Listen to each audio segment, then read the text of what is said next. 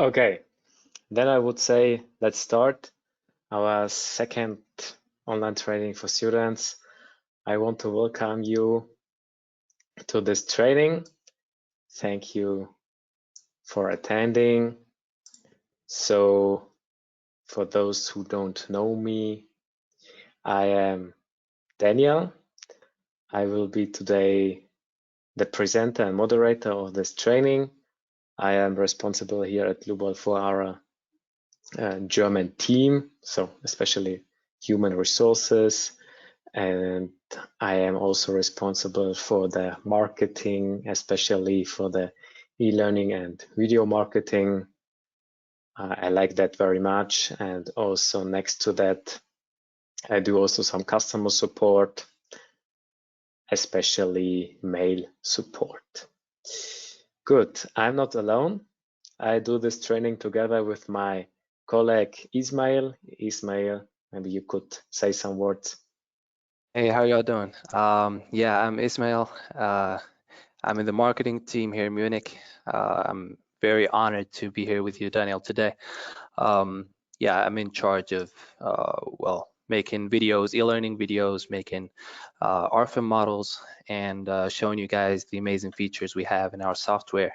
And just like you, I'm just so motivated to learn more and more about this software.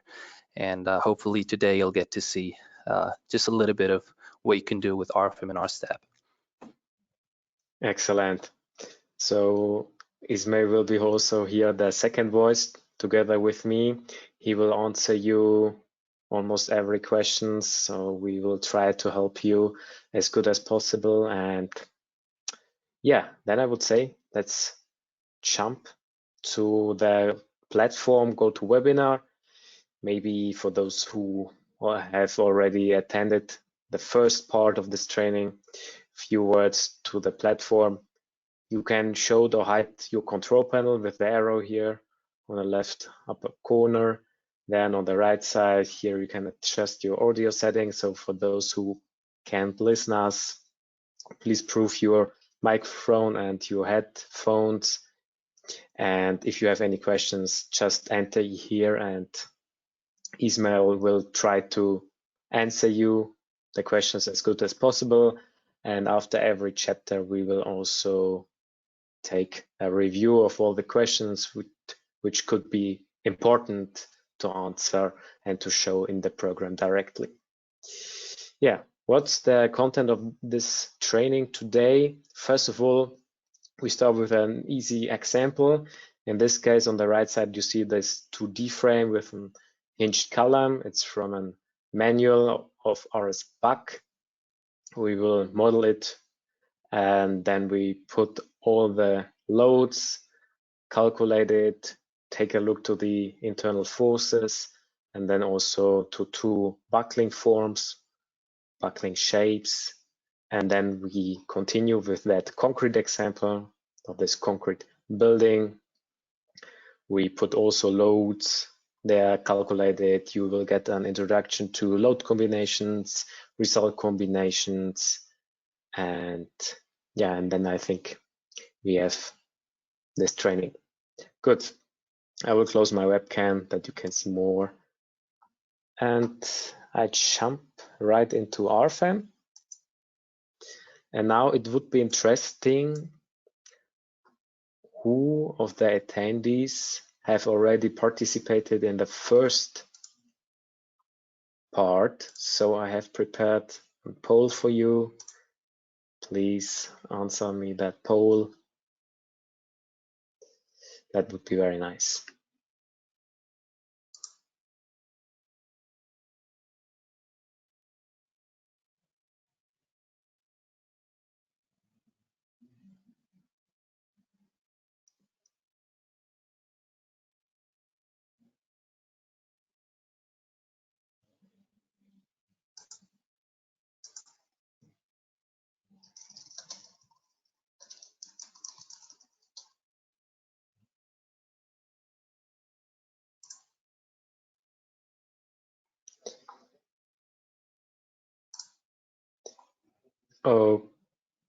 Okay, the most of you have chosen, so I will close the poll, show you the results. And okay, interesting. So the most of you haven't participated in the first training. Doesn't matter. I think you will also learn something today, and you can watch the first part also on YouTube and on our website. And so it's quite interesting, but I think for everybody is here something to learn, something new. So let's start with the example. So I have here my manual of RSBuck. RSBuck is a program for buckling analysis, stability analysis, just for R-step, but you can calculate every R-step example also with RFEM. So here you see the example. It's a frame with a hinge column with some point and member loads. We will design and model here this frame. Yeah, we have here also some hinged members, hinged columns, also this bracing here, and then we calculate it, take a look to the internal forces, especially bending moments here at the member hinges, because we suppose that they are 0, and then also take a look to the buckling shapes here, and also to the critical load. Okay, so let's do it.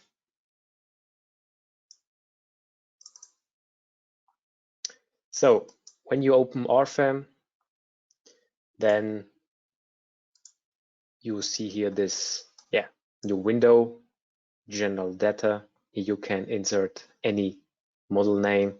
I will decide here for pencil 2D frame.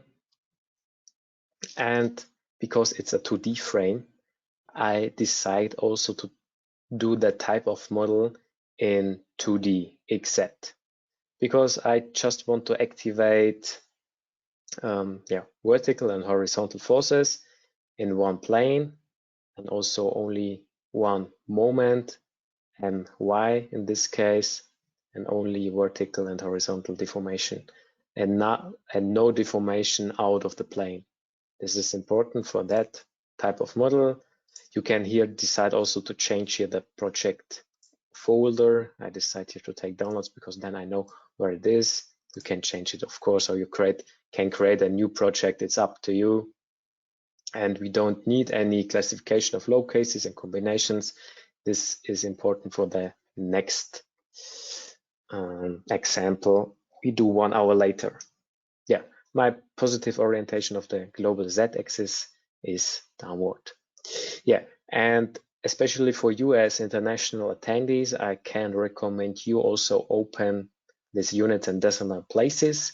If we have someone from the American States, you can change here also the units, maybe from lengths to inches, feet, yards, and so on. This is maybe interesting to know. Other things like forces also to this one per feet and so on. Good. Also here for loads, results, and so on. Good. Click OK. The new work window opens, and we start right now. So first of all, we create a new cross section. In order to create a new cross section, I can click easily here on the symbol bar, click here on new single member, and now let us create a new cross section, in this case an HEA 180. It's a very common use profile here in Europe, especially here in Germany.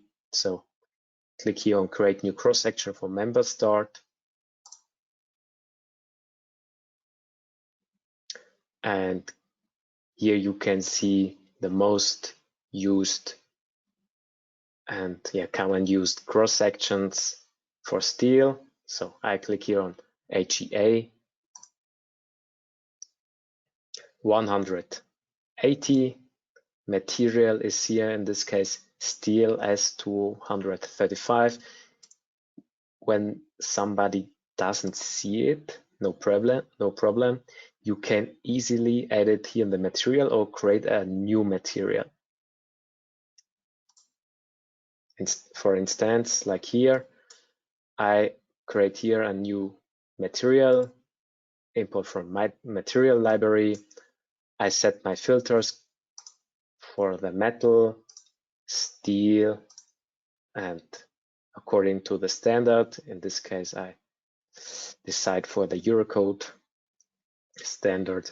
And yeah, of course, steel S235. What does it mean? We have a yield strength of 23.5 kilonewton per square centimeter. I click here on OK. Or I can also click here on cancel because my material is already chosen correctly. So I can click here on OK. Again on OK. OK. And now I click here from the beginning, and I have also to activate snap to grids. Yeah, this wasn't activated now, so I have activated it. And then I draw my column 9 meters high. So the set coordinate is -9, and with a right click, I close this function. Okay, now another way of inserting this column also on the right side, because we have the next column with a distance of 8 meters. So I click here on new single member again. The already created cross-section RFEM remember, and then just click here on OK. Within a distance of x equals 8 meters, we create the right column. Just click here on this grid. And then I want to show you another option of inserting this column, or member in this case, is that you don't have to set here your column to the height of 9 meters. You can also choose another grid, and vertical to that, you can enter now the length, in this case 9 meters. You see it now on the right window, and then just press the enter or return button, and the column will be there. Okay, nice. Okay, next step is creating here this upper girder. So therefore we create again a new cross section. So click here on new single member.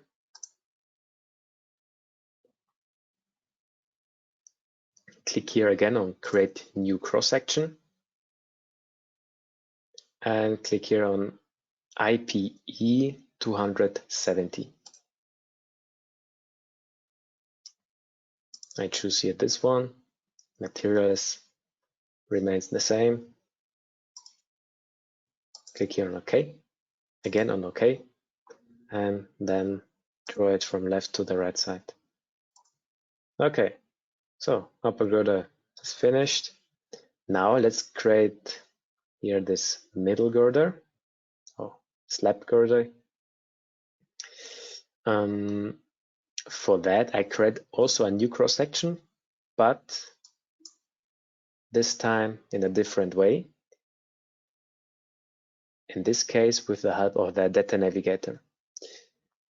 With the data navigator, you have, first of all, an overview of all possible model objects, model datas, like nodes, lines, materials, and so on. Not only an overview, but also you can create inside this model data navigator also some new models or some new datas. So what we're gonna do is to create a new cross section. So I click here with the right click on the cross section. I click here on new cross section. And now I can also type here any cross section description. And in this case, I type here IPE 360. And the program recognizes this automatically. The only thing you have to do is change the material from concrete to steel.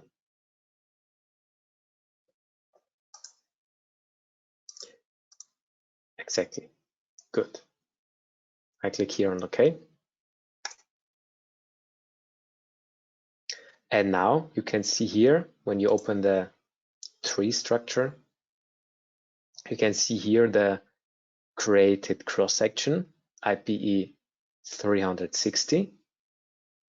And this is now blue.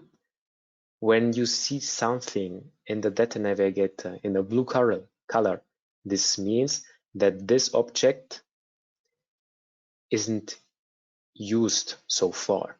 So in this case, we have created this cross section, but no member has implemented this cross section.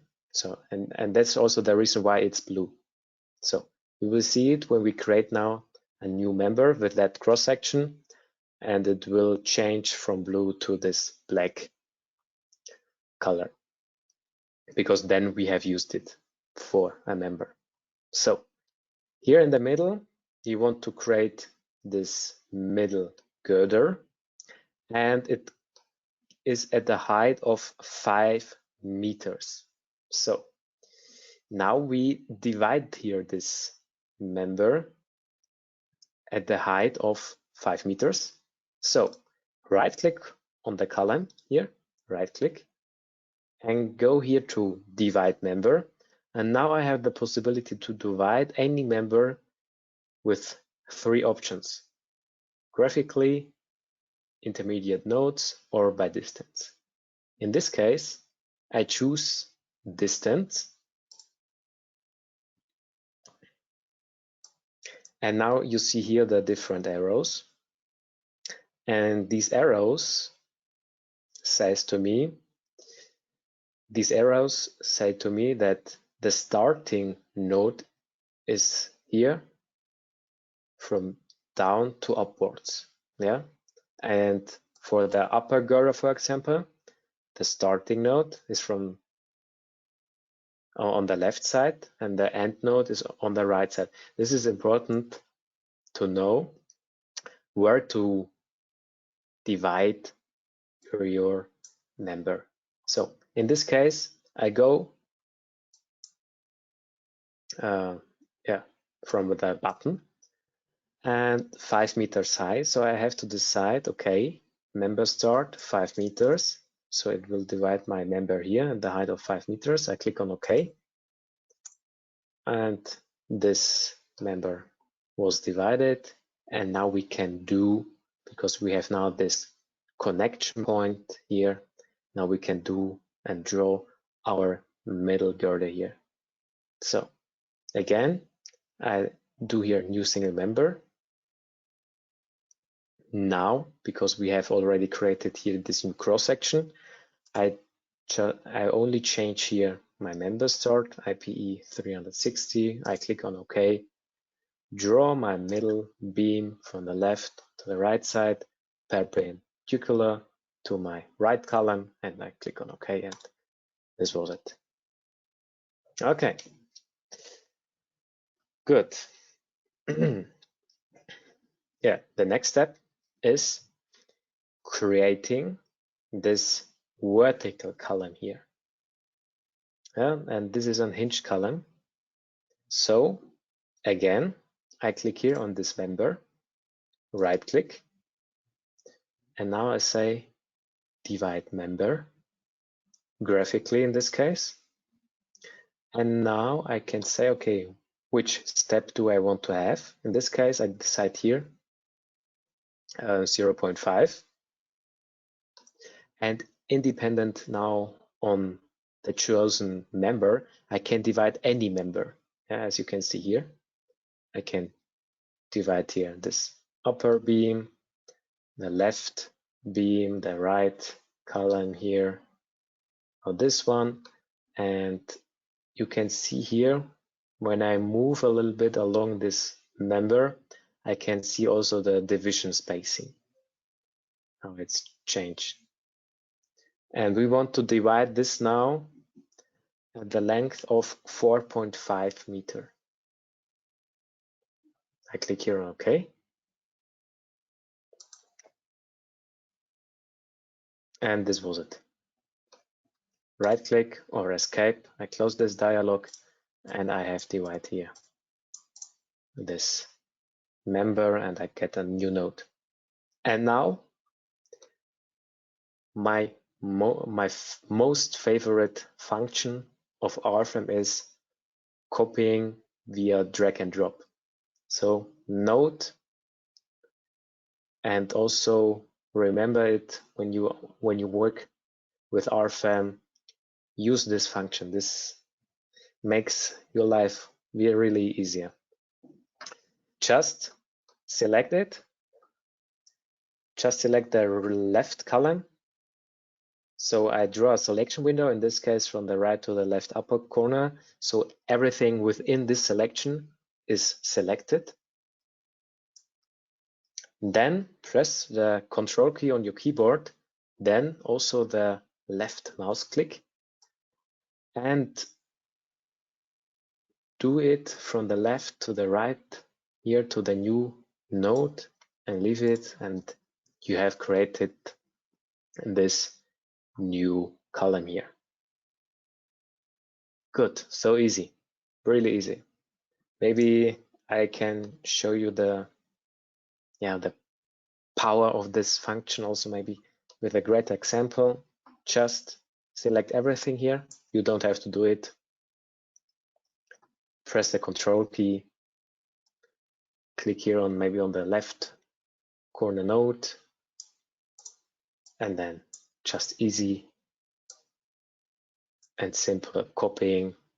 It's so easy, makes your life really easy and makes fun. Okay. I make it undo. Just click the Control key and Z, or here also in the symbol bar, undo button. Okay. Good. Now, the next step is to create here the bracing.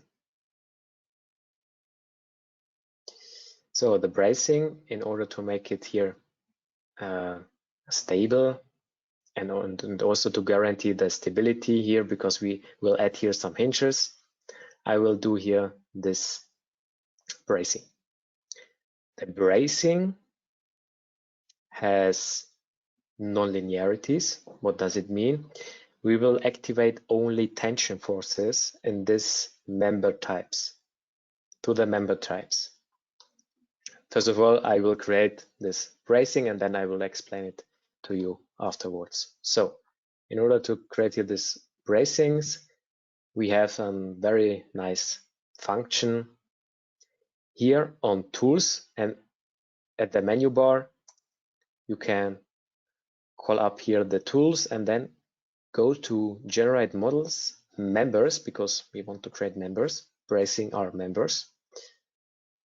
Bracing in cells.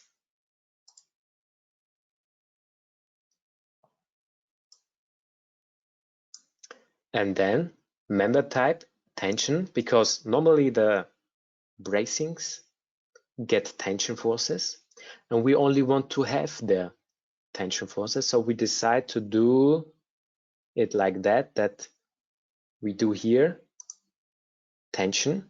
So the member only get tension and nothing else. So if this member will get any compression forces, then it will fail and it don't have any influence on the structure when calculating the results. So now I have to choose the right cross-section.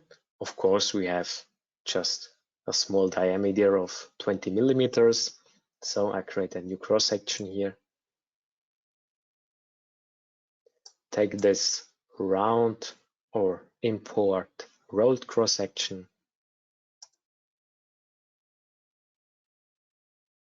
I do here this one, RD20, so 20 millimeters. Click on OK. And now you see here on the frame this cross, but only for the upper cell or field. And this is also only the field I can choose for creating my bracing in cells. The other one at the bottom, I can't choose because they aren't closed. So in order to close or to create a cell, we have the possibility to create a virtual line. Just do here, select virtual line in order to close here this right field or right cell. I click on OK, and then we get a new cross. And now we can create this the bracing there. Just select cells. I click here, this cell. I click on OK. Again on OK, and we get here a new cell.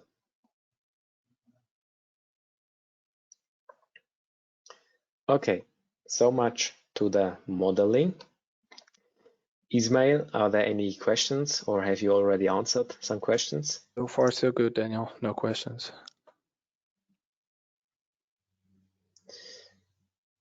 Okay. Because I see there's some questions, but I don't know if you can see it also. Oh, really? Take a look to the. I'm at the chat, and I can only see your very first message. Okay, you have maybe to activate also questions or Fragen. Oh, yeah. Okay. And, yeah. Cool. You can see. All right. I'll take care of that. Is it possible to get frame from DXF? That's probably a question you could. Yeah, this is possible. This is possible. You have different options to import anything. First of all, here, import. Here at the menu bar, file, import. You can see all supported interfaces and also the DXF file. And if you want to have it as a background, you can also use here guide objects, visual objects, and here you can use, background layers, and here you can enter any DXF files. Yeah, for example, this is possible. And the other question was, do you use Ctrl+P or Ctrl+C to copy? I use Ctrl+C to copy.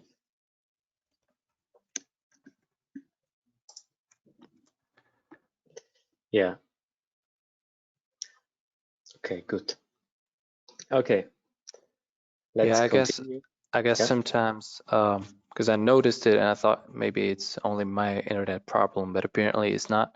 I think sometimes, just really sometimes, we don't really see what you're doing, and sometimes your voice, you say things that we don't see. So probably, yeah, there was someone who noticed a bit of a speed problem. So yeah, if that happens again, I'll let you know. But so far, it doesn't seem to be a huge issue. Okay, sorry for that. I'm really sorry. I don't know how to deal with that. You have to know in Germany we don't have the fastest internet connections. So We are sorry for that, but doesn't matter. You will get the recording, and in the recording you will see that my audio is equal to the sequences you see as video, so you can watch it afterwards and everything is fine, I think. Good.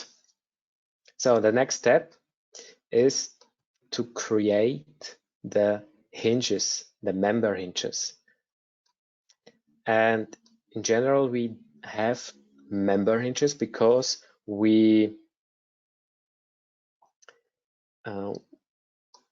because the hinges are supposed to the members. So there are also 2 or 3 different ways how to insert different hinges. First of all is to create a type of a hinge. So double click on the left part of this beam.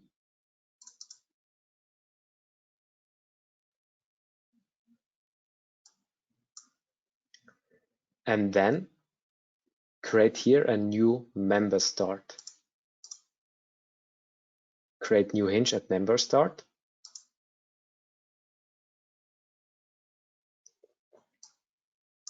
And here I choose phi y because I want to have a moment hinge, and therefore I don't want to transfer any moments to the other members. So I have to activate here this restraint, and this will allow me to do or to create a member hinge, and therefore I can't transfer any moments. When I want to activate any deformation hinge or the deflection hinge, then I have to activate here UX and UZ. And remember, in this case, this hinge refers to the local member axis. Yeah. So when I want to have a vertical, so I don't want to transfer any vertical loads, so I have to activate UZ. When I don't want to have when I don't want to transfer any axial loads, so in this case normal forces, I have to activate UX.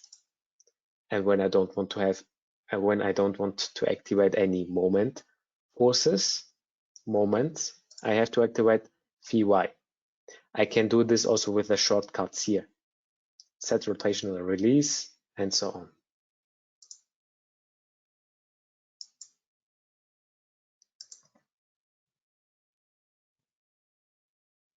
Okay, good. When you want to add some springs, just enter here any type of spring constant, and then you will get a spring. But in this case, we don't need it. So I click on OK. And now you see here, member start gets this member hinge. And also here and on the left side of this beam, we will see this member hinge because member start is here on the left side. I click on OK and I see it here. And this white dot or node is my member hinge.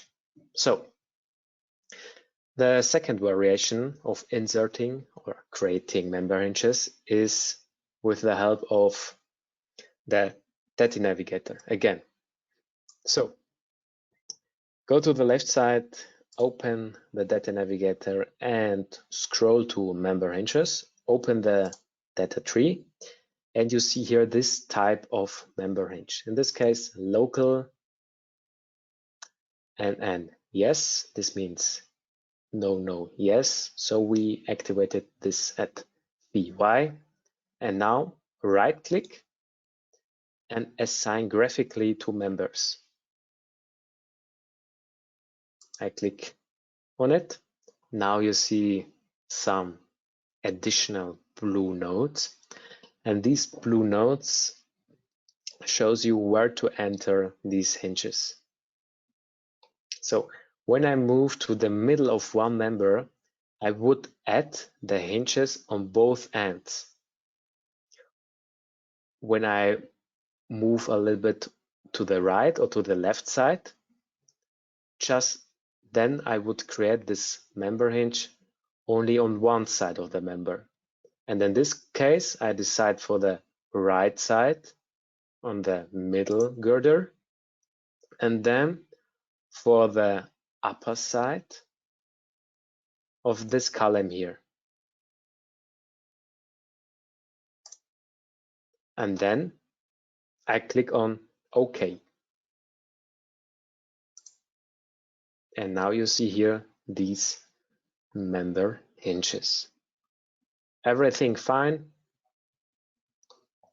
Now let's do the nodal supports. Nodal supports, very easy. Just select from the left to the right lower corner, because I only want to select these things which are really in this selection window. So in this case, these 3 nodes. Now I go here to the symbol bar, new nodal support.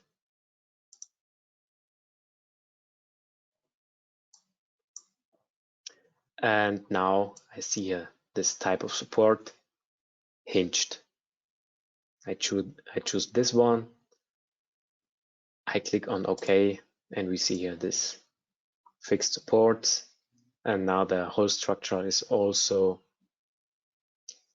supported. Okay, maybe a few words to the member hinges. When I do this kind of connection, maybe I have here maybe a cantilever beam, for example. So I divide it here by 1, divide member graphically in the middle. And this is a continuous beam, so hinged. And this sliding in X direction. And now I want to activate here a hinge, because I want to have it statically determined. Then double click member and I activate it. And this is everything you have to do. No additional adding here on this side, because this would end to an instability, because you have here too much member hinges, and this would lead to an calculation error of the program. So remember, when you have 3 member hinges on one node and also 3 members which connect on one node, then you have done something wrong, because this isn't possible. And also when you have here maybe any diagonal connection, for example a truss or something like that, and you want to connect this here also with the help of a hinge, then it's very easy. And this one you can delete.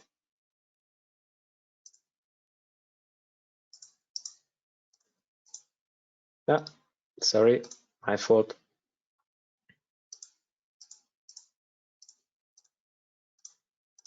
Then you have here this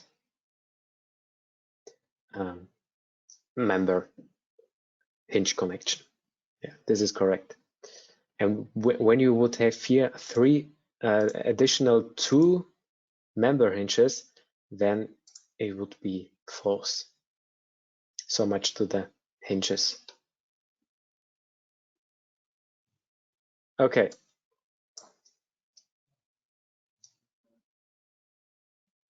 Good. Next thing is, what else? Yeah. The next thing is the member types. So when I double click on one of the upper beams there, I see the member type beam. We have also other member types. For example, rigid, rip, truss, tension, compression, and so on. The standard member type is the beam type. This means all internal forces are transferred to other members. So in this case, normal shear forces are transferred from the upper beam to the left and to the right beam. And when you would have, for example, a truss is nothing else than a normal beam type.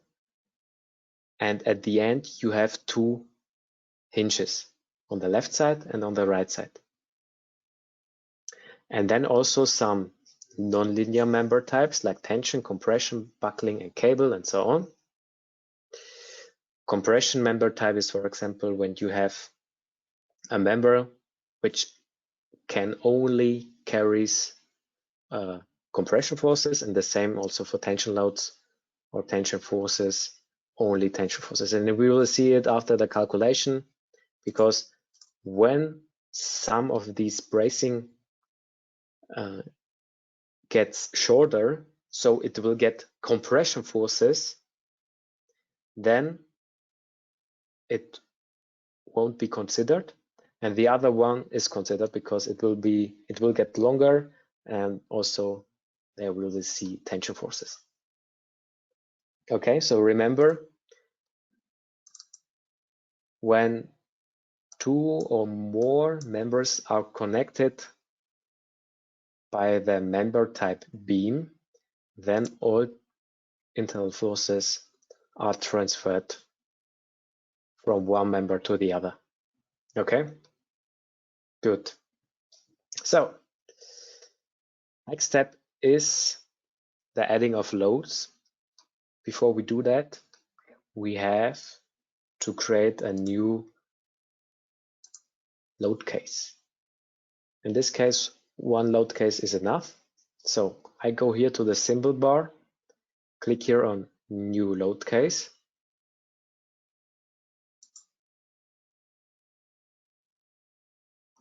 I enter any name, doesn't matter, test, and deactivate the self-weight, because the self-weight isn't important for the moment, because I only want the critical load without the self-weight, without the consideration of the self-weight. So I click on OK. And the next thing I do is to add the vertical loads. So for the beam on the top and then in the middle. To do that, I go here again to member load. Don't mix it up with new line load. We come to that later. Remember, member loads really only for members, like here, for frames, holes, everywhere where you see members. And line load only when you deal with surfaces. Yeah, good. So I click here on member. And then I click here, reference to members. And I activate here load parameters. And in this case, I enter here 12.767. So I belong to the inputs of the manual of the RS Buck manual. And important is the load distribution is uniform. I think that's pretty clear. And then also I relate to the true member length. Yeah, because remember, self-weight always to true member length, snow load to the projected member length in this direction, ZP. And when you have any wind loads and you have an inclined member, you have to refer to the local axis, like this one. Okay, good. ZL, I click on OK, and I choose the beam on the top. Okay, right click I close this function. Okay, and the next tip I give you on the way is repeat the same function again. In this case, just click the return or enter key on your keyboard. I do it. And you will see the same dialog again, new member load. This will help you when you close something and you want to do the same, or you want to change here maybe the parameters. And this is, we do now, we change here the parameter to 68.371. Again, I leave the values here like before. I click on OK, choose this one, and this one, and this was it. Okay, good. The next step are the horizontal loads. So for the pressure side of the wind, so on the left side, and the suction side on the right side. Now you can see here two members. In order to summarize two or more members to one member, you can use the object set of members. What are set of members? Set of members are a I would call it like a summarization. Sorry, not summarization. Summary of several members, and it helps you to create loads, for example, easier, or to interpret the results easier, also, and also for the design it is very helpful. So how to do that? Just select the lower column or the lower member, press the Control key in order to add an additional column to your selection. Choose the upper column, then right click, and then go to create set of member. And here you can say, okay, left column,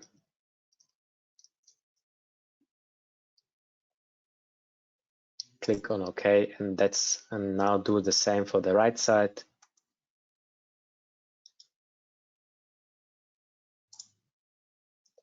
Right column.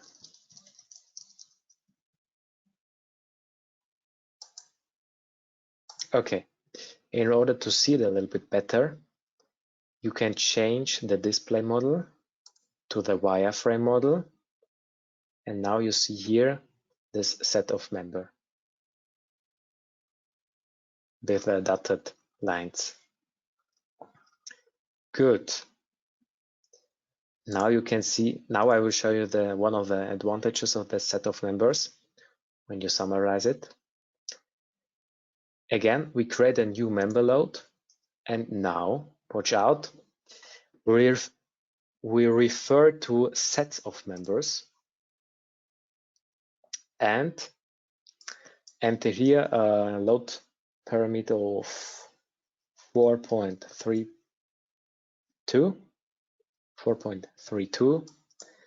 and we relate to the member length through member length XL. I click on OK, and now I choose the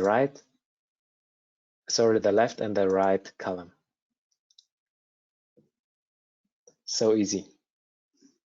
Now we can easily change also the parameter here on the right side, because this parameter isn't right, no problem.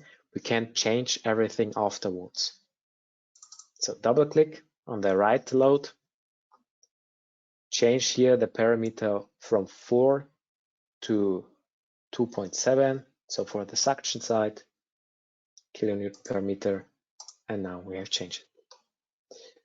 Good. Now last but not least, the point loads. They come here to the corners and also here to these nodes. So very easy. Select the whole upper beam. Doesn't matter if the beam is there also selected. And go to new node load. The program recognizes the selected nodes. So it doesn't matter if the beam is also selected. When you enter here new node load, it will only recognize here this on nodes number. Yeah, and here in this case, just enter the value of 40 kilonewton, click on OK. And the same we will do for the middle slab beam, 2.4 kilonewton.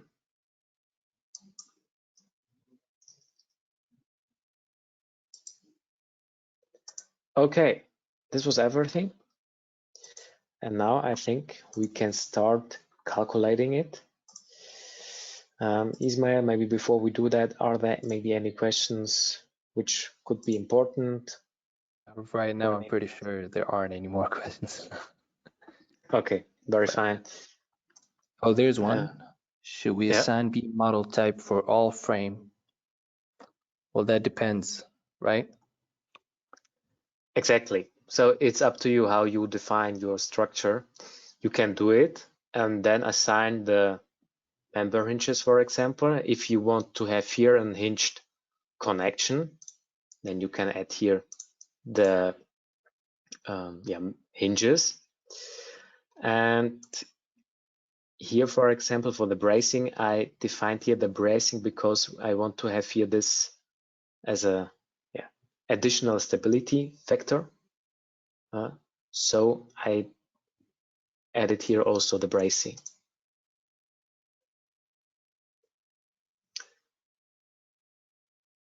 I hope the question was answered.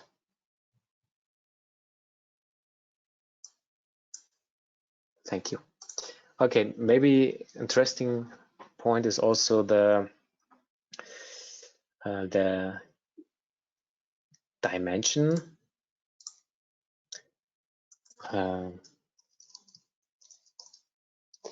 Ismail, do you know the English word for the maso? Measuring? Measures. I think measuring is good, yeah. You can do also some measuring, yeah. For example, when you want to measure here the the horizontal distances from the nodes, you can use it. Go here to the symbol bar, click here on new linear dimension, linear, and then you just decide if you want to refer the length, delta x or delta z. I take here, in this case, delta z, and click here this node, this node, this node. Click on OK, and I see here the distance or the measuring, and the same we do for the height. So I choose here delta z, click here this node, and this node, and here we can see also the height. Okay, thank you. Or yeah, thank you, Daniel. Good, then let's calculate it in order to see the results. I'm pretty curious, so you can click here on show results, then only this load case will be calculated, or you can also click here on calculate all, but we only have here one load case, so it doesn't matter which button you will press. So I could calculate all and then take a look to the results. So first of all, what we are going to see is the deformation. The deformation is shown in these lines. In my opinion, it could be nicer. So I go to the display navigator on the left side, scroll down to the results area, and then go here to deformation, members, and now cross-section colored. And you see here the cross-section colored also with the right panel. The right panel helps you to identify the deformation or the value of the deformation a little bit easier. So red is high deformation, blue nothing. And in order to get rid of this FE lines, you can also go here to type of display, isoband separation lines, and then you see it like here, like that. Okay, take a look to the deformation. Can you remember what I said to the bracing? In this case, you see this one bracing isn't activated because it was touched with compression forces, and when a member type with tension gets any compression forces, then it will fail and it won't be considered for the next iterations in the calculation. And here you can see also the effect of the tension member very good, because it will be longer and therefore we have also tension forces. Yeah, because the deformation goes a little bit to the right side. It got a little bit longer, so here we will get tension forces and do also some plausibility checks. So can it be possible? So we have here this horizontal load, also this vertical load. So is the deformation correct? I would say yes, it is. Also here, it is supported by these columns, this beam here. So I think it's pretty correct.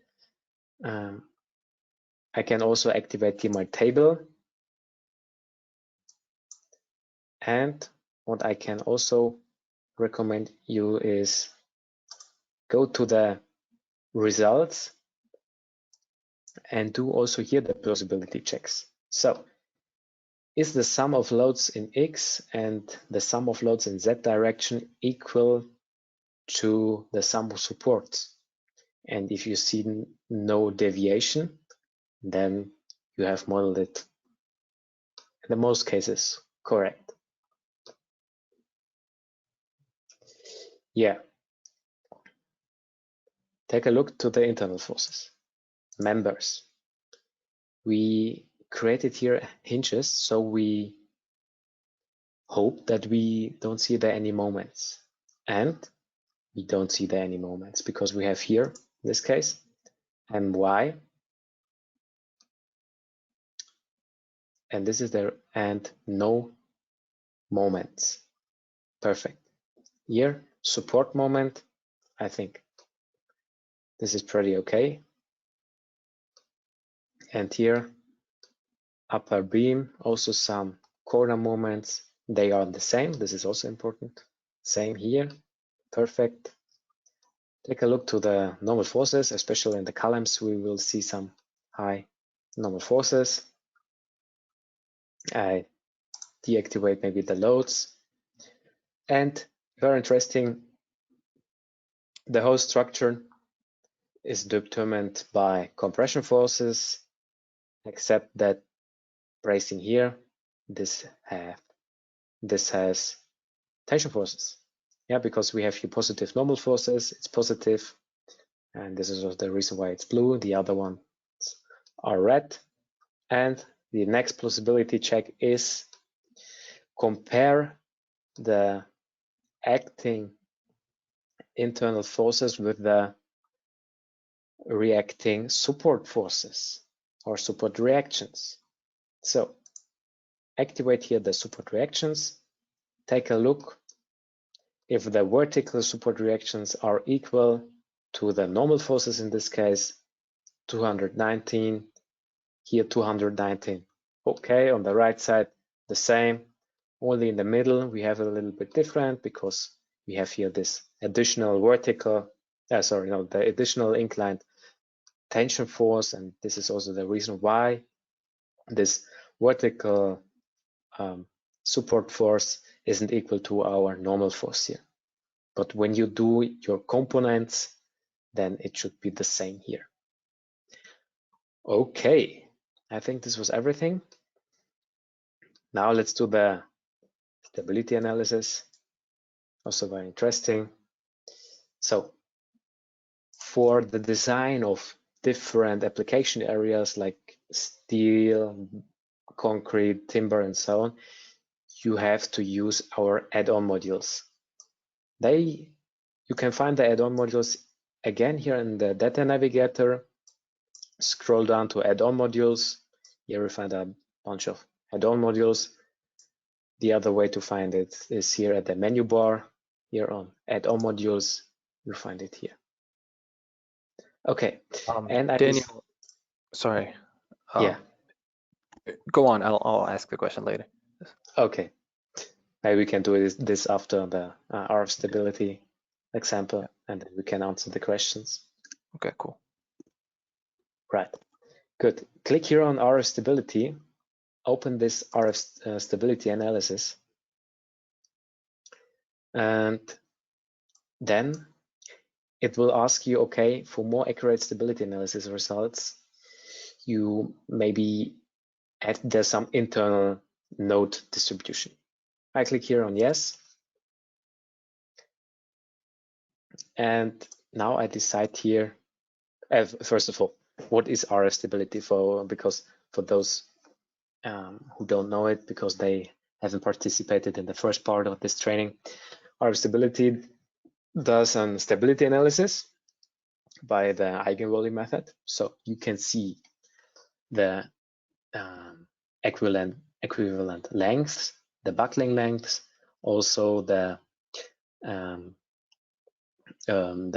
maximum of critical loads, and in this case the normal forces which a structure can carry, and also some load factors and so on.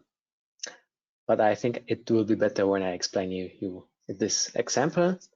So how much eigenvalues we want to have? In this case, we want to have 4. We don't need to consider any favorable effects due to tension, just clear compression. Also no initial pre-stress for cables, we don't have these things.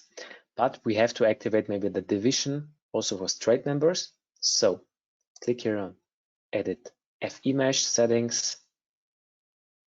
And here we decide to increase the minimum number of member divisions from 2 to 10.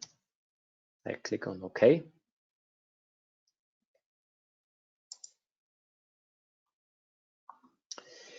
And then calculate it.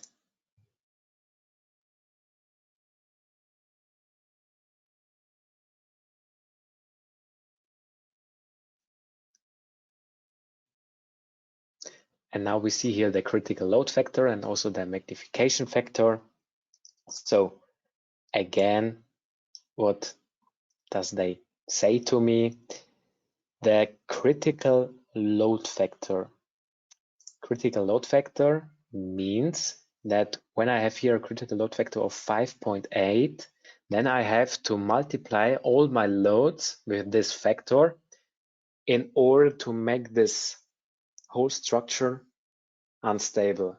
When I calculate all my when I calculate the structure according to the theory of second order, if the factor is less than 1, this means that the structural system is unstable.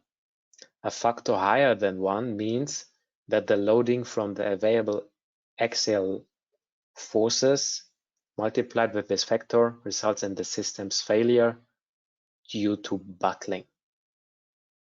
So, and when I hope I'm right, in the Eurocode 3, so steel structures, when you have a critical load factor between 1 and 10, you have to consider the calculation according to the theory of second order. And the magnification factor is determined, this will help you to determine the moment according to the second theory of order. So you calculate your moment with the first order, theory of first order, with that factor, and then you will get your moment of second order. Okay, and here you see also the effective lengths and also the critical loads. So now take a look. This is the first eigenform or the first buckling shape. So here we will see when you would put more loads to your structure, and you will have the same loads like here. Sorry, this one, you will have the same loads like here. Then the first thing which would fail is this column here. Yeah, so if you would apply a load with a factor of 5.8, then your structure will collapse. The next buckling shape is this global eigen shape. Yeah? This would be the next failure form, and so on. So much to the eigenvectors, eigenforms, buckling shapes, and so on. And now let's take a look to the maybe also to the maximum load. So remember, this member has the number 8. It's like an Euler case 2 because it's a hinged column. Member 8. So how much load can this column carry? No problem. Let's take a look to our stability. We remember it has the number 8. Number 8, eigenvector number 1, 2000 kilonewton.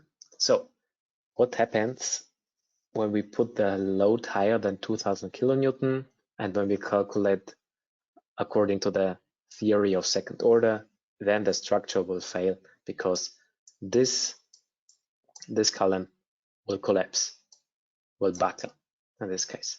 Okay, so much to the stability analysis of this easy and simple frame.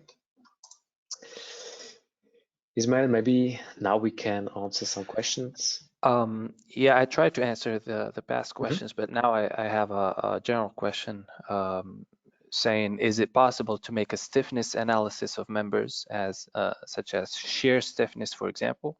And if so, how is that made in RFEM? Maybe if you could briefly, tell us shear stiffness analysis. I think you mean to see the different stiffness matrices, because honestly I don't understand the question so well.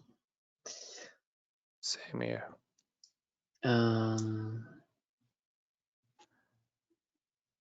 So concerning the shear stiffness, you can consider also the shear stiffness here in the calculation parameters, and normally the presettings are that we consider the shear stiffness of members. So this is the classical Timoshenko beam.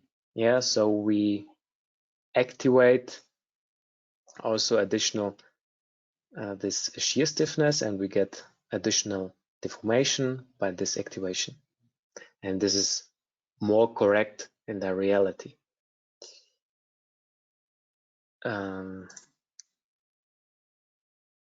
Yeah, but and maybe there's another question about getting slightly different results despite following the same steps and applying the same loads. Is there a reason for that? I mean, normally, if we have the same parameters, if we're following the exact same steps, and if you're using the default parameters of RFEM, we would all get the same results, but sometimes it depends on whether you're using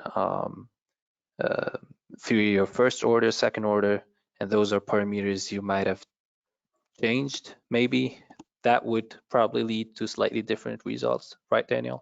But other than that, I don't think we should be landing on different results. Yeah, I agree with you. It could have several reasons for that.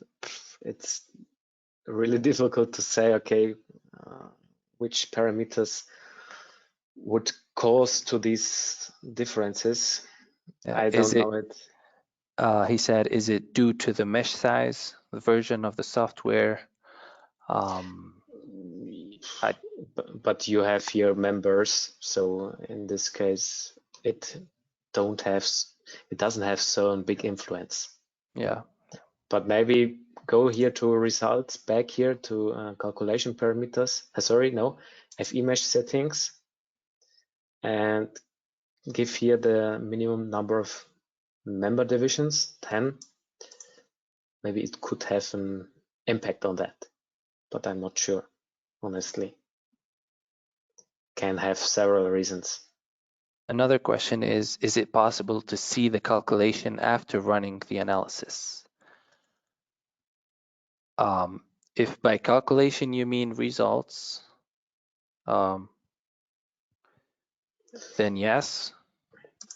But the calculation itself, can we see the calculation itself, Daniel? Like you can see the the steps, calculation. the iterations? You see the iterations by, let me check a moment.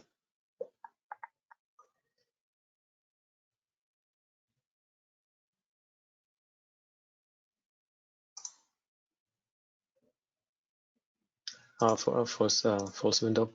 You can set here the calculation parameters in here under the tab calculation diagrams. Here you can see the increments and iterations. How long does it take in order to find the exact calculation or the exact result? And you can also print this diagram. Yes, and then it depends on the graph you show and the results. If you want to see certain results, you can always use the different types of you know, exactly results that you can see, so you can understand where those values come from. But yeah. Exactly. Good. That would be all. Thank you. That would be all. Yeah, very good. Okay, then I would say let's jump to the next example, the modeling and loading of this concrete example.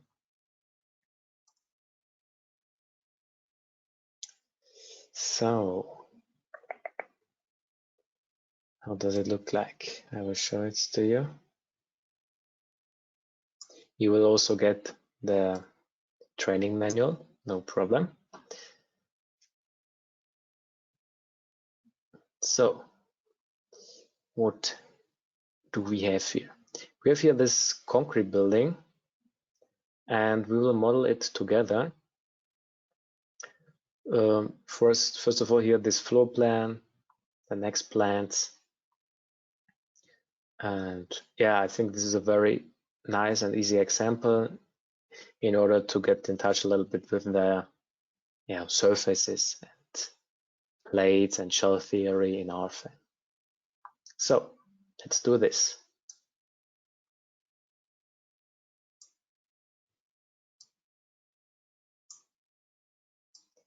Just a moment. Yeah, sorry, before I forgot it, I have prepared some questions because we want also that you learn something in this training.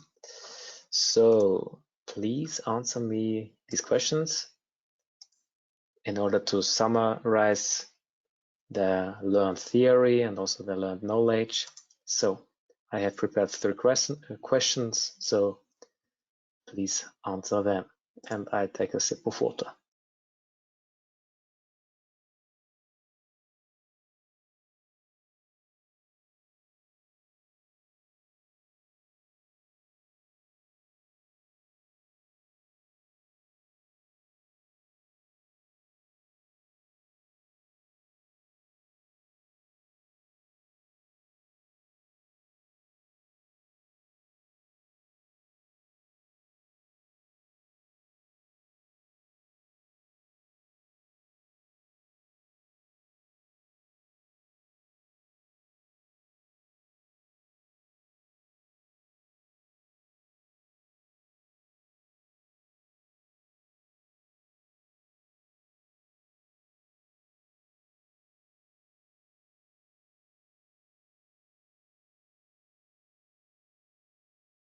Okay, please to everyone finish this poll or this question.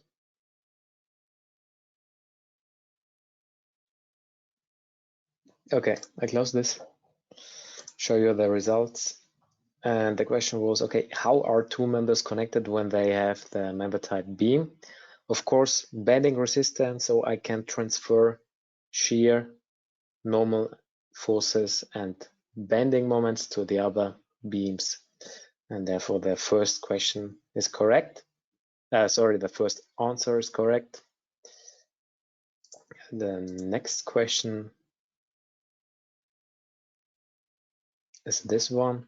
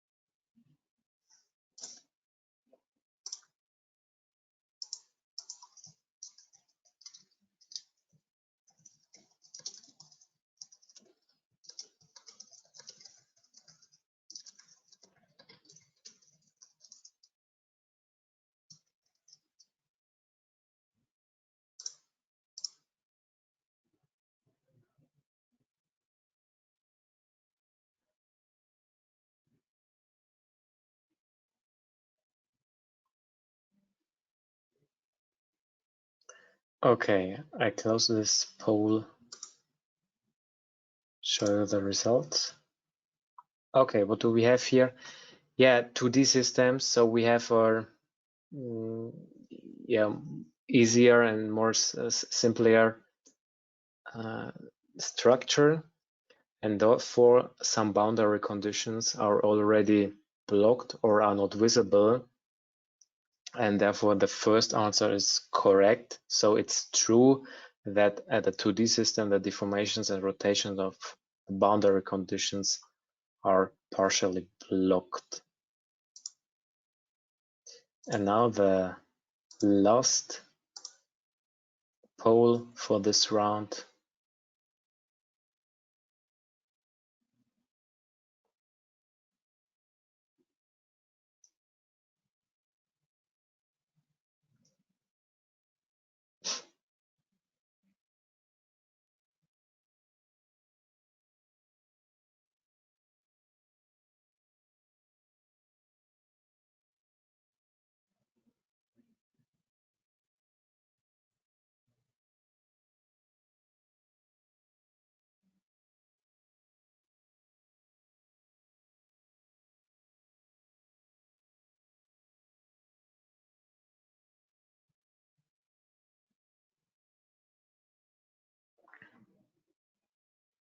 Okay, again,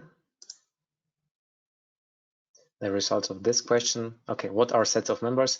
You have to understand the sets of members as a combination of members, so as combined members, but independent of any cross sections. So you can have several cross sections. You don't have any the same cross section. So you can have maybe for the column 2 different cross sections for the set of member. So it's independent. So the first answer is correct. Okay, good. So let's continue with the concrete example. So therefore, again, click here on File, click here on New, and this time I decide here for the 3D type of model. Model name, concrete example. Again, choose your folder. And now I take here the Euro code, and the national axis also a Euro code, so from Europe. And I don't create combinations automatically because I want to show it you afterwards. Okay, so again, positive orientation of the global z-axis is downward, and with OK we start this project finally. Good. So 3D, you can see here the work plane, and the big advantage of RFEM is that we can choose here now the different work planes. In this case I decide for the work plane X, Y, because we want to model now the floor plane, and therefore I change only the view, and I want to look to the Z direction. So I go here to the symbol bar, view in Z direction, and now I will create 5 nodes. The big advantage is that we can also, when I know the coordinates of my nodes, I can do it also very easily with the help of the tables. Of course, we can also import any background plans like DXF files or something like that, but in this case we don't have these kind of things. So we decide to do it here manually with the help of the tables, because I want also to show you how to deal with the tables. And big advantage is when you have already some information or objects with some coordination or any other kind of information, you can also import these tables into RFEM. There's a big advantage. If you prefer maybe working with Excel or something like that, you can also do it here. Okay, so our first note, just go here to the tables. When you don't see the tables, activate it here with the help of the symbol bar, table on off, or here at view table. Okay, good.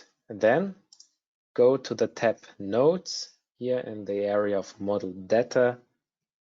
Click here on node type, and then with the tab key on your keyboard, just jump to the next cells and enter here the first node 0, 0, 0. Okay, then with enter, you will create a new node. Now with the node coordinates, let me take a look. 14, 0, 0. Jump to the next row. In this case, upward, so 0, -12, and 0. And then 14, -12, and 0. And the last one is 0.5, -0.5, and 0. Now you see here the nodes, and these nodes will help us to create now additional nodes, and then we can connect our surface or create our surface. Okay, so next part is create the surface. The surface is really easily done when you click here in the symbol bar and you click here at rectangle surface. The only thing you have to do, just create here the material, concrete C37, thickness 300 millimeter.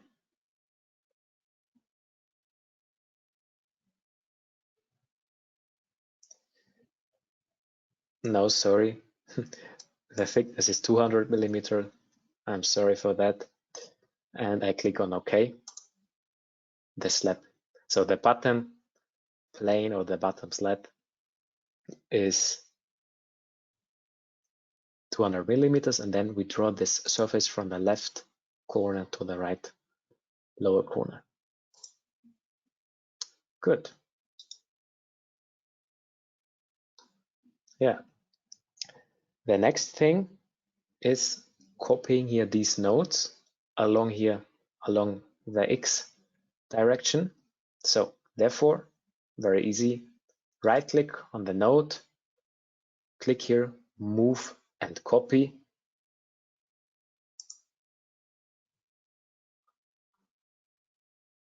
And then enter here number of copies, click here 2. And the displacement vector here is in this case 5 meters. So it will copy 5 meters along the X direction. And then again here, move and copy. Again, we need an additional node. So we set here the number of copies to 1. Dx is in this case 3 meters. Click on OK. And now we have it. So now we copy all 4 nodes here, 4 meters to the opposite direction of the Y. So right click, move and copy.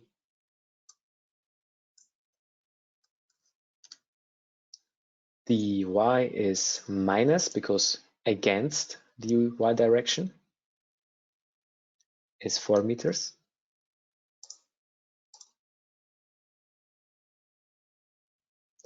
And the next one is only here, this one. So the second right node, right click, move and copy. And this is also 4 meters.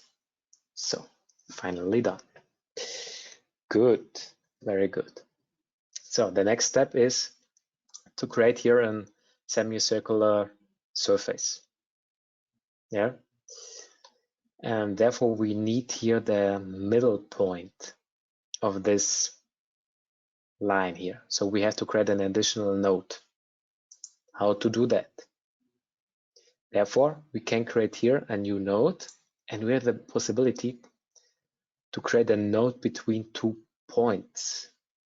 I click here on that possibility, and now I choose 2 points, the right corner here, and now I move 4 meters down.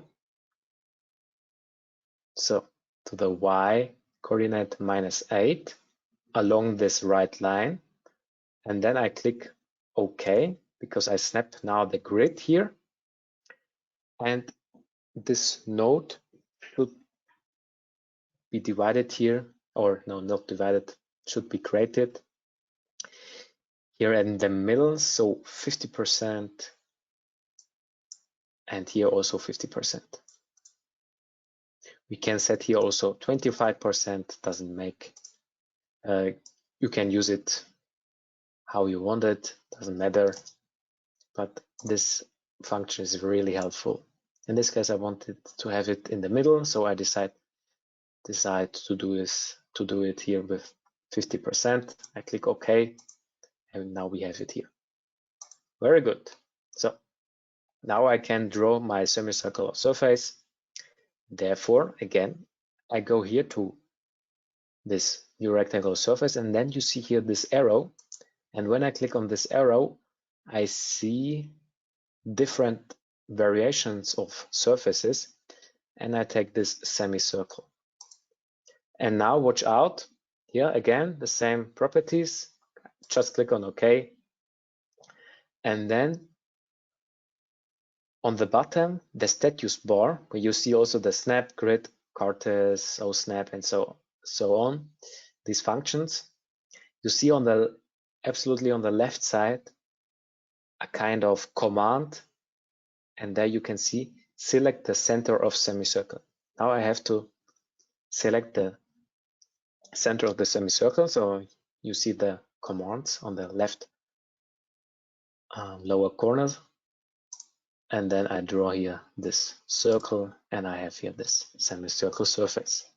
Now I have two different surfaces, and I will copy the whole things to the next level.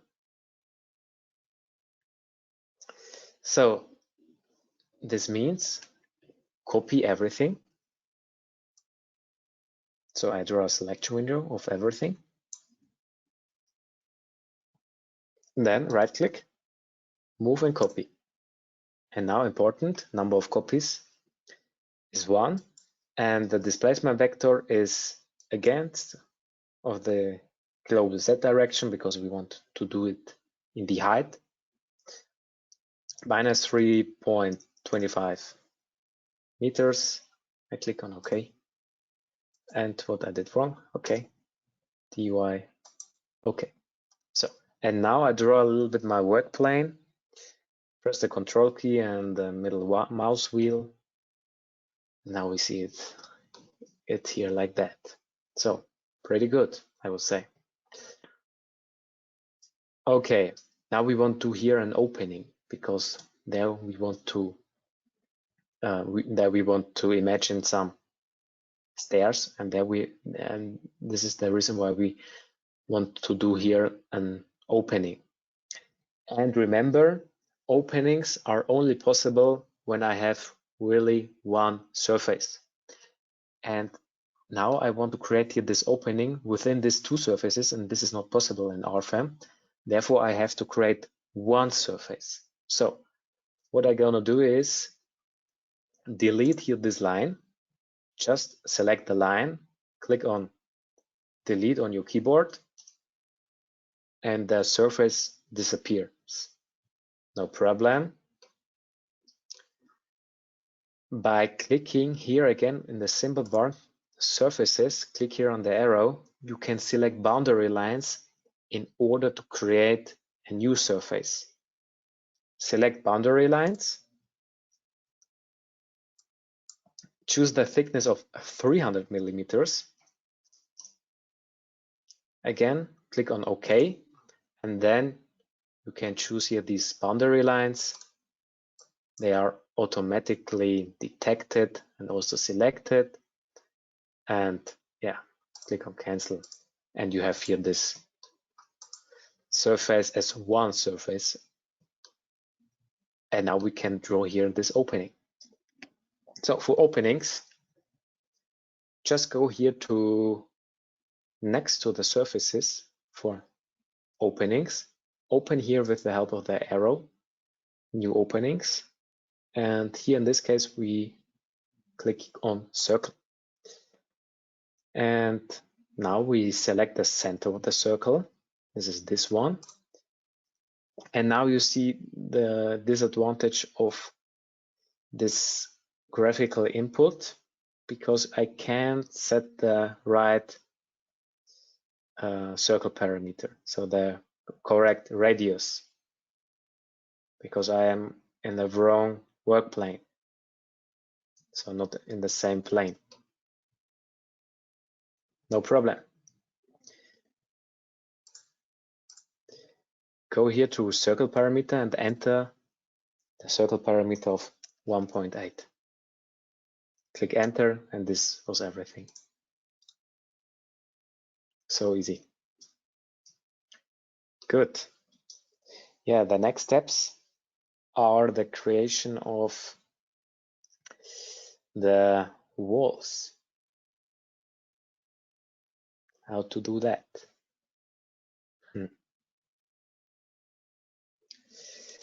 Remember, every surface needs at least 3 lines as boundary lines for the creation of a surface.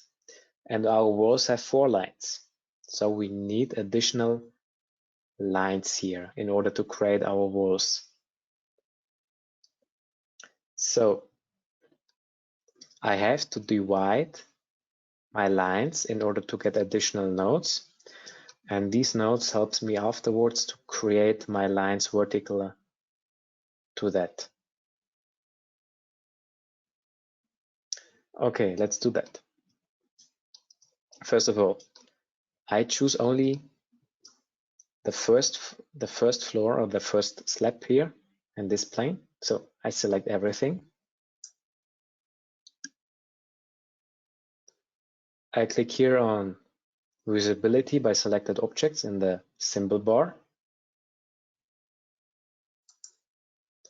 And now I only see this slab.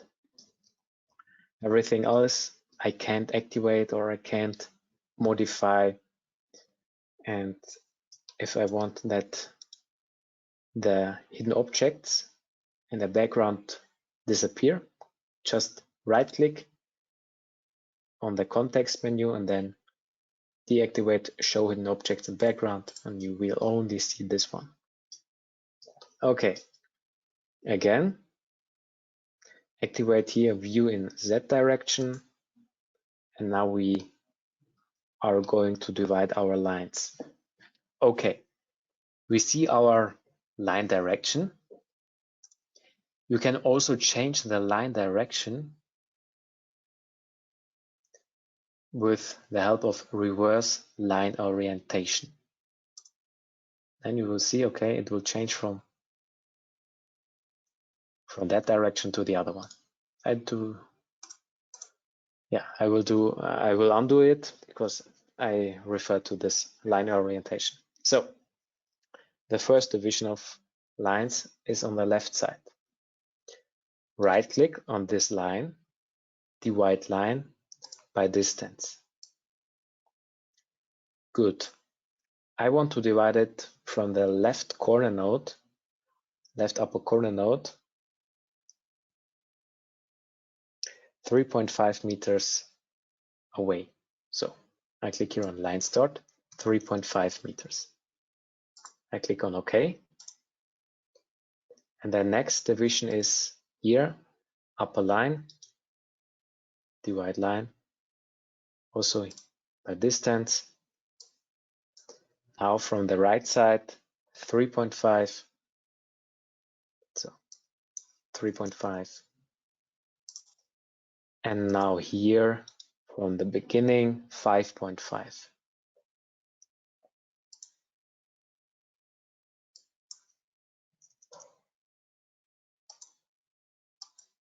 Now let's do the same for the right side. Here, right click, divide line by distance, 2 meters. From the top, so from the end, 2 meters. Perfect. In order to make it also visible for you, I create again here the new linear dimensions.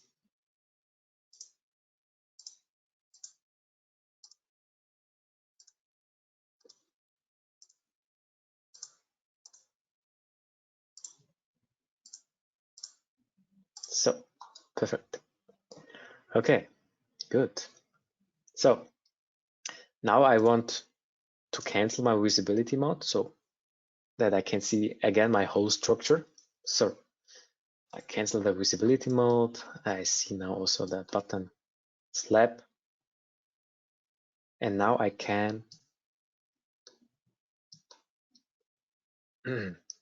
Now I can draw my lines.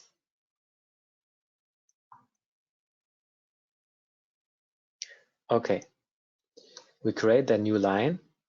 Just create here new line.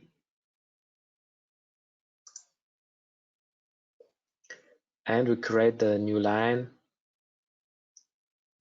from the top to the bottom.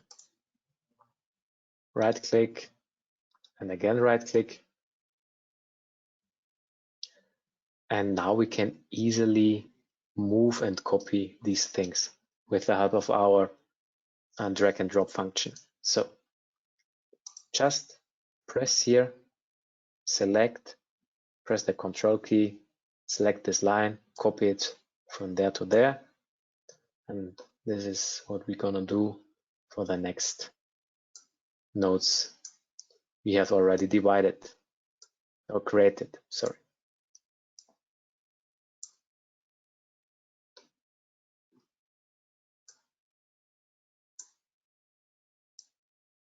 Okay, good. Now we can easily create the walls. For that, again, click here on new plane surface. We are selecting of boundary lines. Select the thickness of 200 millimeters. And select now all lines. The same here, the other side, then here, and here. So, and now you're wondering why I didn't do that here, but that semicircular surface. I didn't do that because it isn't possible to do plane flats or plane surfaces. And here we have this shape, and therefore we have to use this quadrangle.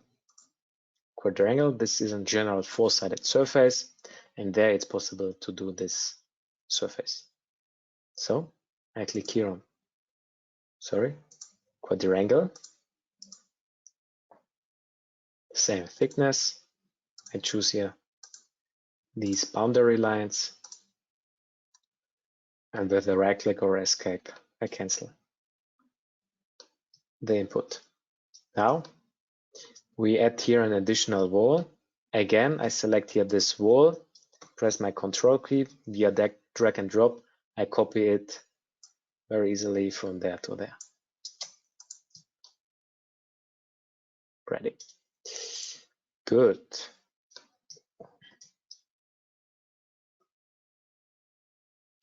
Okay, the next step are the columns.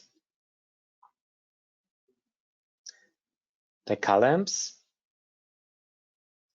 are done with different cross sections, and therefore I create a new cross section and a new single member.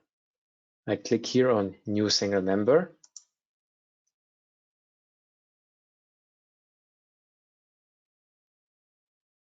And create a new cross section.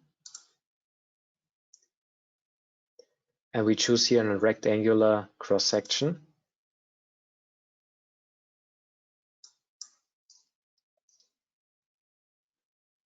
(300 by 300 millimeters), so quadratic cross section, concrete cross section. We leave this material. Looks like that. I click on OK.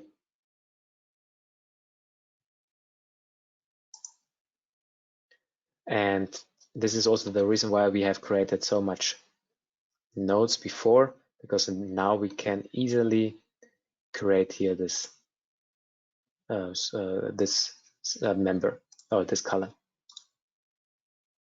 Now again, via drag and drop, this is absolutely my favorite function. I can easily copy it from one node to the other.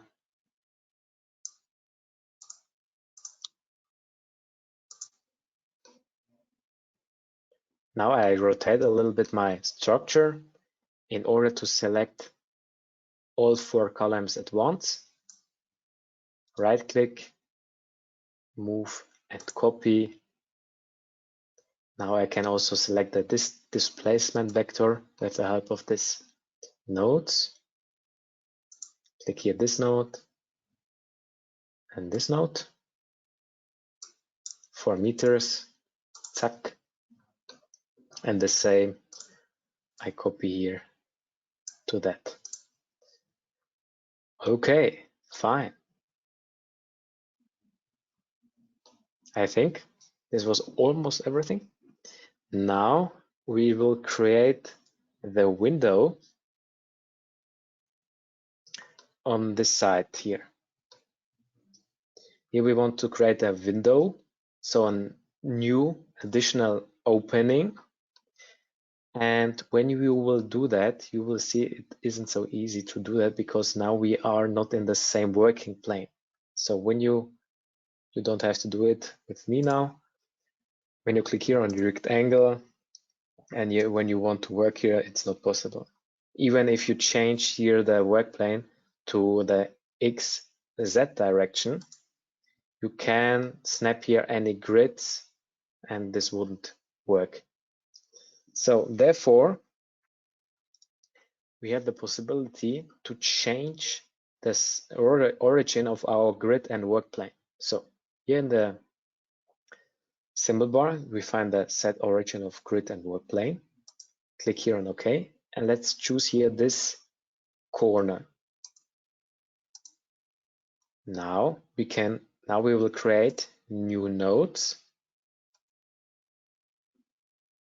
And now you can refer to the grid origin or to the current coordinate system. In this case, I refer to the grid origin. This is also the reason why the coordinates get this apostrophe here at X, Y, and Z. Current coordinate system would be that coordinate system before. But in this case, grid origin, and I enter here the new coordinates. In this case, 5, 0, minus 2.5. So I click on apply. And this was unfortunately the wrong one. I am sorry.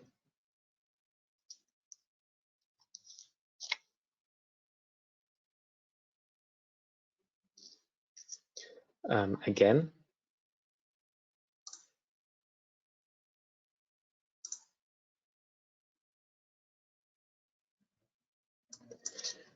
Uh, 1.5, 0, minus 1.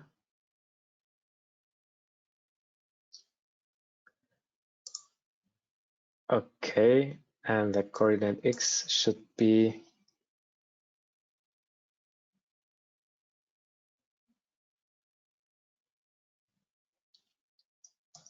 minus 2.5 here, definitely, and here.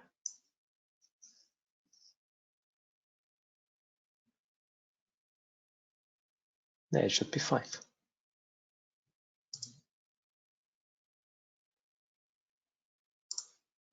Okay, doesn't matter. I think now I know the reason. I am really sorry. Now I know the reason. Yeah, I modeled this wall too short. I'm sorry for that, but I think it's good that this happens to me because now I can show you how you can repair these things. Yeah, so I make this thing undo, this last node. I leave this node because this line should be 5.5 meters. So no problem, really no problem.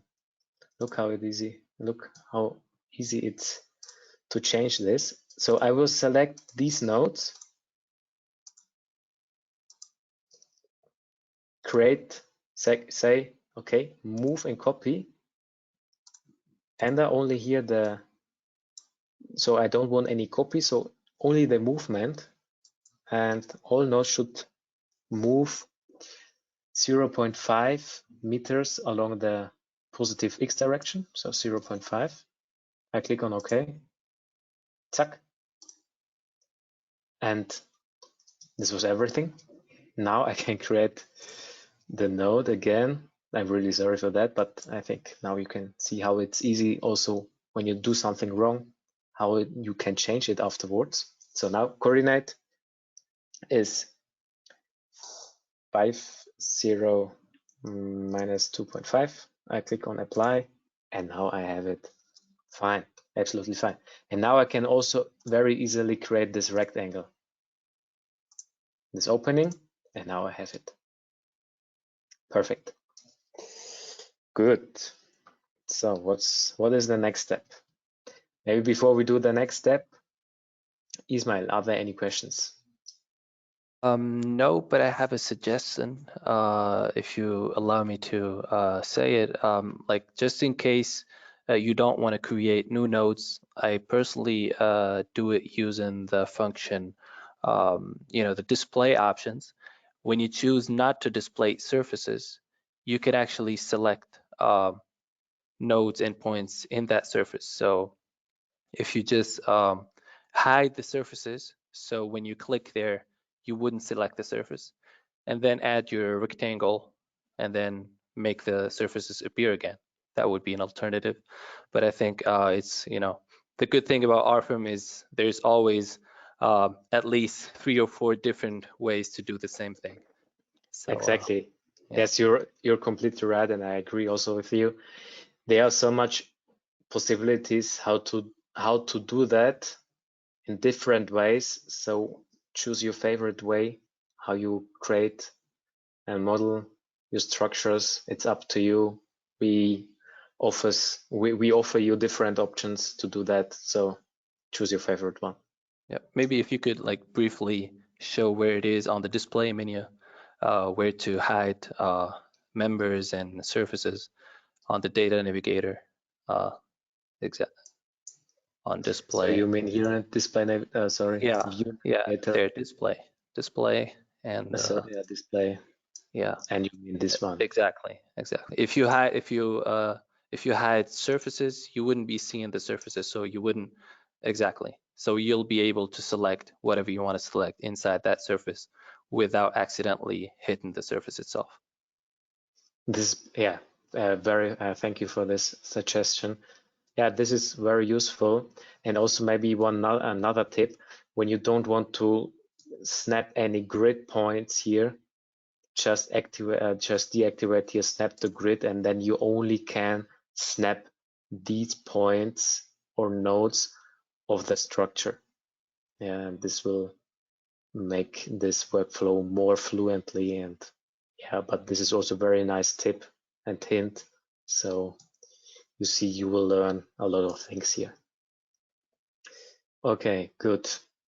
Yeah, and the next point is, maybe we can leave it like that now, is to create a new line, because now this is also an important point to know, is that every member of RFEM includes lines, but not every line includes members. So let me explain it here. When I select here this column and right click, I see here line and member. When I click here on member, click on edit, I see that the member has included the line 30. The same with the line here, edit, member. Here the line, you see that the line includes the member. And we do it now the same. So when you have a line or something like that, and you want to transform the line into a member, this is possible. And now we do that in this case. So we create a line because we want to do now a downstand beam. So I don't know what that is. I have to, doesn't matter. I create here this, I create now a line from that part to that, and then again to this column. Right click, and now I have here this node. I change maybe the web plane again to my YX plane, and also my set of origin to my origin here, or my grid origin to my set of origin. Okay. And now you see here this line, and then select these two lines, right click, edit line, and then press here available, and you can create a new cross section here. And now we will create a new cross section. And now this is also very important. When doing downstand beams, please always use the member type RIP. Yeah. Downstand beams in concrete structures, please always use RIP when you have also this T beams. Yeah, these T beams with an integrated surface, then use please RIP. Okay, so before we do here some presettings or some settings, we create our cross section of our downstand beam. This cross section will get let's take me I will take a close look. It also rectangular,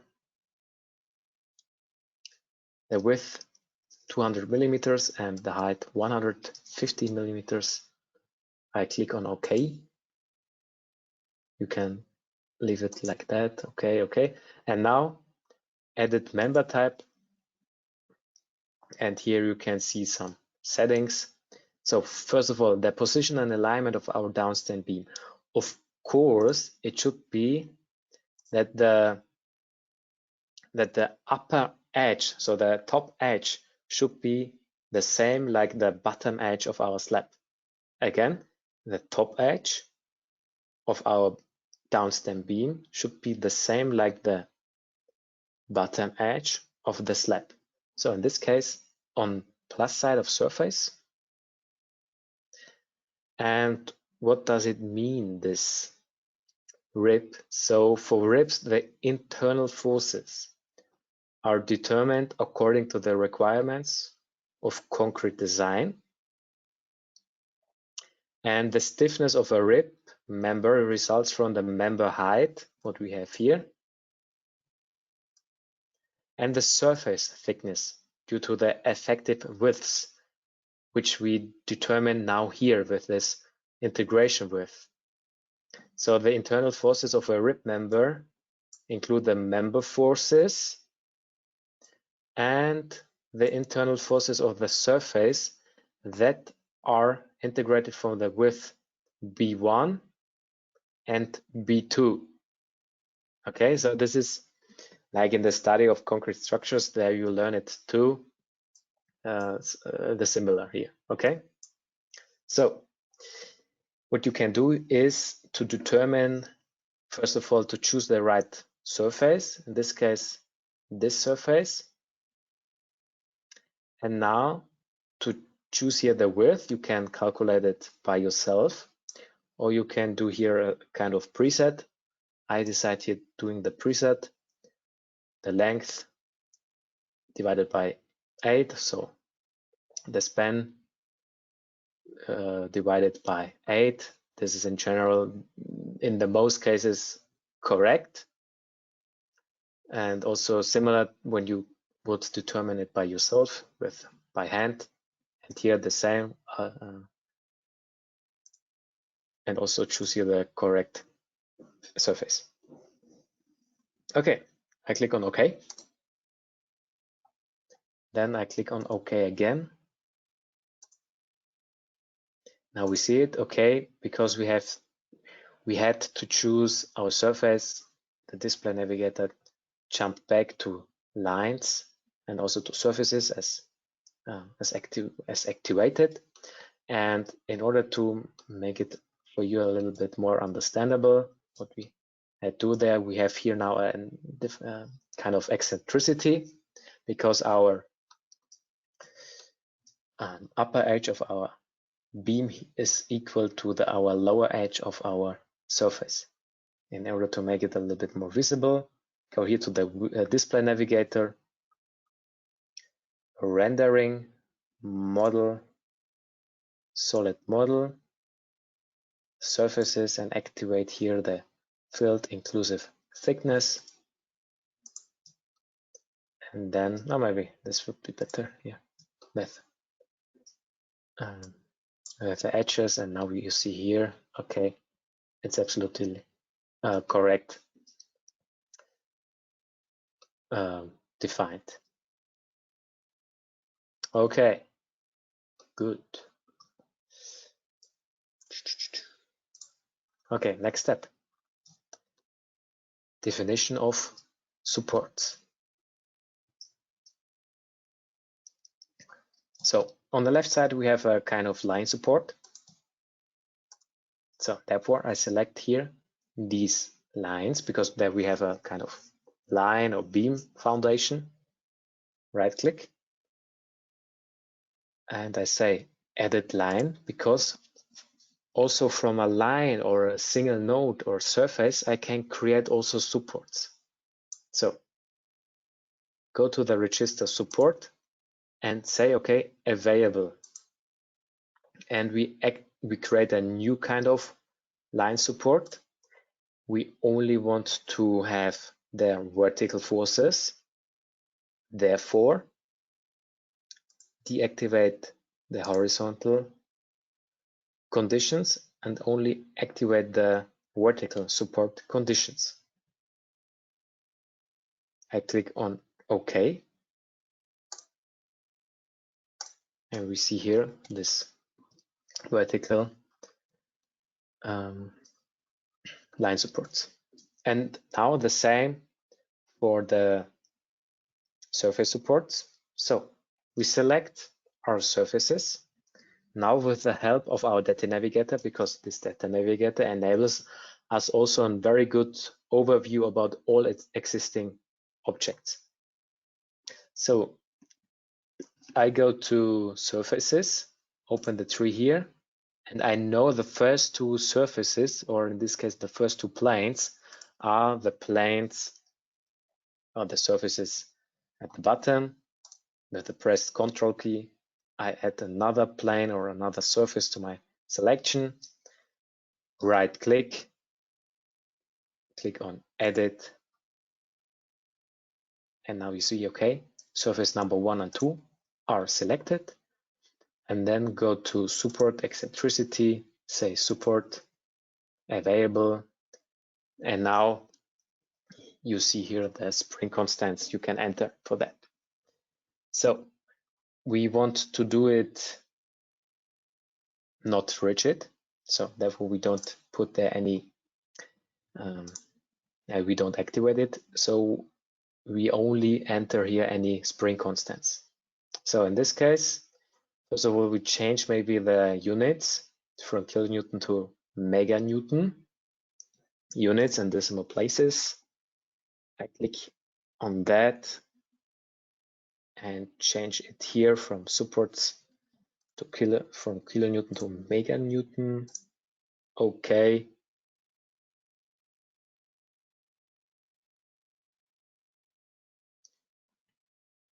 And now I enter here the spring constants, 10 meganewton, 10. I jump from cell to cell with the help of the tab key on my keyboard. 50 and also 50. We want to add a nonlinearity, so we select failure if negative context stress in set.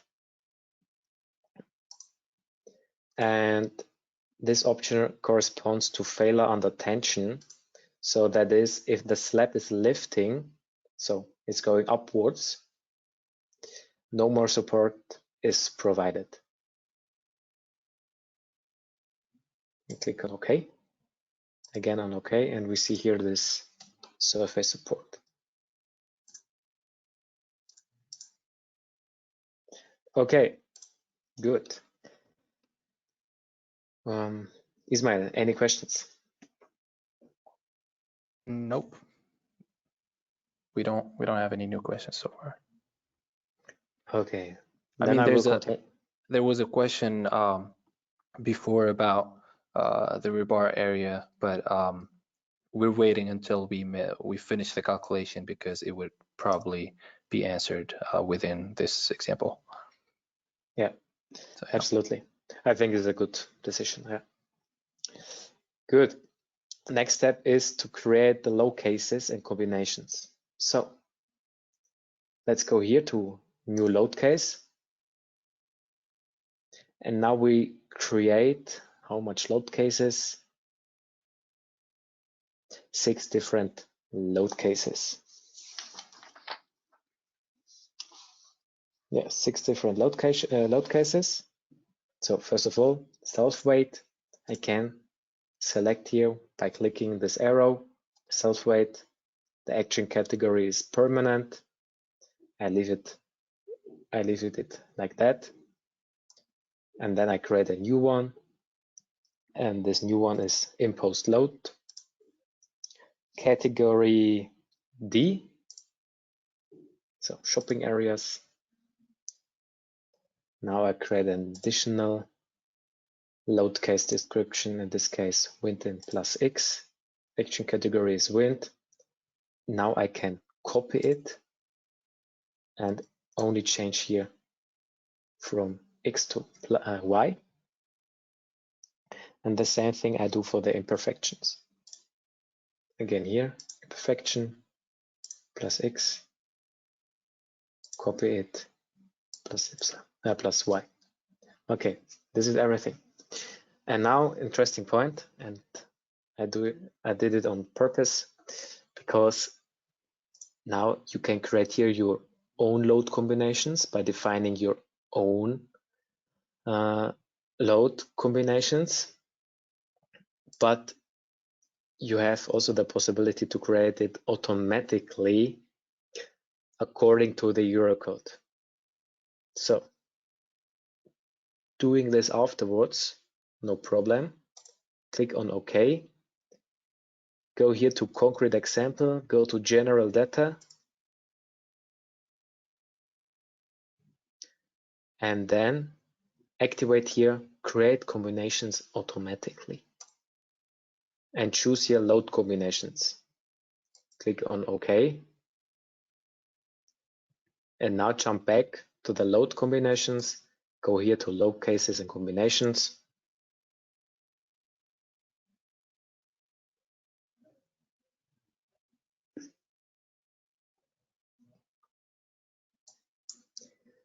And now you see here additional tabs like actions, combination expressions, action combinations, and so on. Now we go from every tab to the other. Actions. Here we see the different actions like imposed, wind. We see here also the acting, alternatively, simultaneously, differently.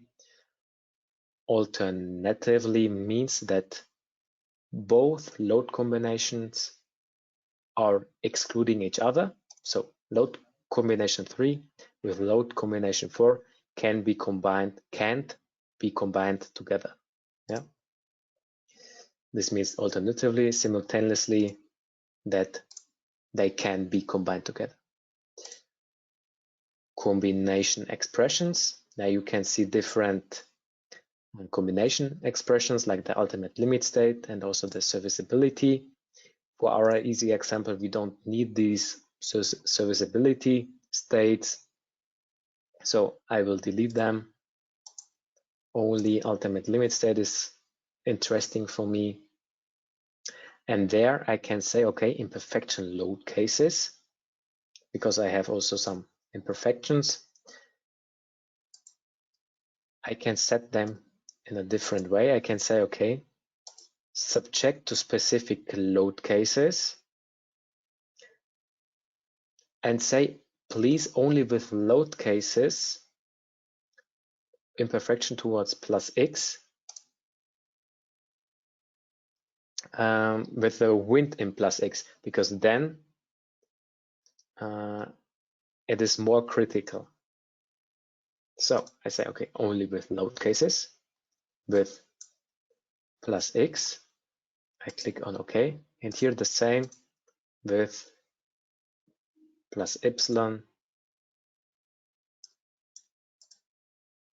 I click on OK.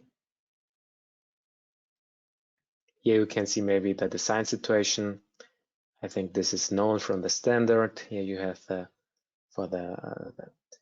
partial factor for the permanent loads and actions, then for the pre-stressed, then for the variable action, and then the sum of all other variable actions. Jump to the action combinations. There we can see it. Maybe, okay, we have imposed and wind loads, and the difference is that we have one leading action. In this case, this is the wind here. So with a full partial factor of 1.5, and every other actions have the partial factor, of course, also of 1.5, but also the combination factor of 0.7.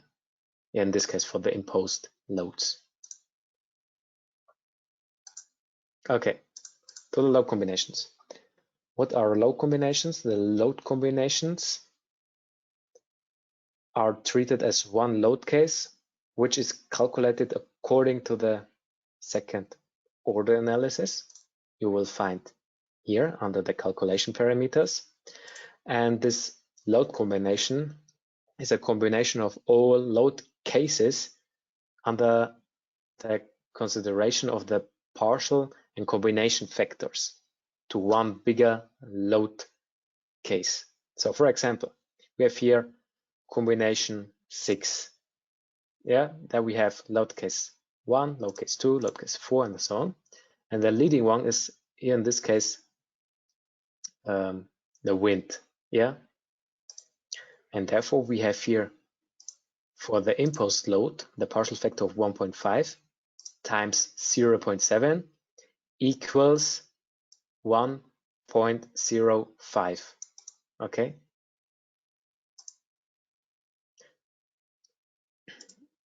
You can say it, you can see it here also. And so on. Okay. And now let's come to the result combinations. What are result combinations? In a result combination, the maximum and minimum values of internal forces, deformations, support forces, and so on, are determined. So the model is not recalculated. It sums all available, in this case, load combinations into one result combination. And you can see the maximum and the minimum of results. Okay. Daniel, there's a question. Well, first of all, I hope that answers the part about the details of the calculation, the way you can see it in the load combinations. But there's a new question about the possibility to perform a durability-based design in RFEM. And do we have service life prediction options in RFEM?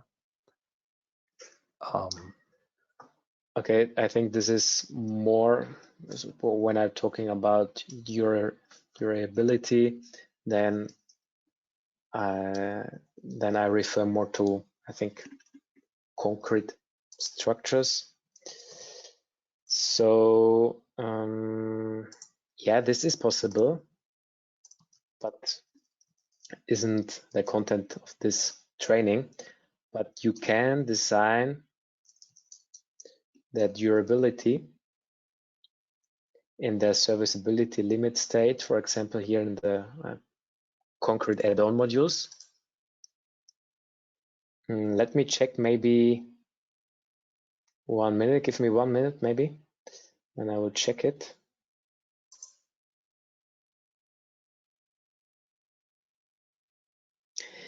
Yeah, if you want to consider durability, and I refer to concrete structures, then you have to use your add-on modules, because the whole design of material design like timber, steel, or concrete design is done here in the add-on modules. And if you want to consider the durability, then you have to use our RF concrete add-on modules. But what is a service life prediction? And I don't know. allow me to add something to that, because the same person asked about the rebar area and how flexure and shear is calculated. That also goes with, it's also possible to design all these things with RF concrete. And once you calculate your structure with RF concrete, you'll be able to see the entire, like all the details concerning the rebar area for flexure and shear.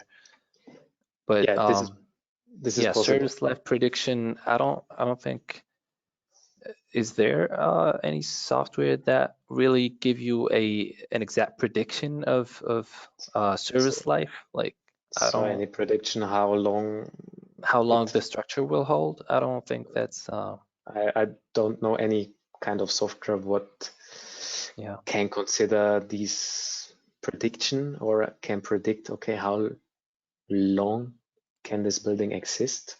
I don't the know software anything gives about you this. exact informations about the analysis itself and the outcome of it in terms of structural analysis. But in terms of prediction, that would be a question of how long similar structures with similar results are used to last in general. But I don't think it's even accurate to say, like, to let a software give you a certain number to it. Like, the software cannot say this structure will hold 50 years or 100 years. I don't think there's any software that would actually do that, because it's not really an accurate thing to say or to give to clients. In Germany, we have some standards about how long should be this building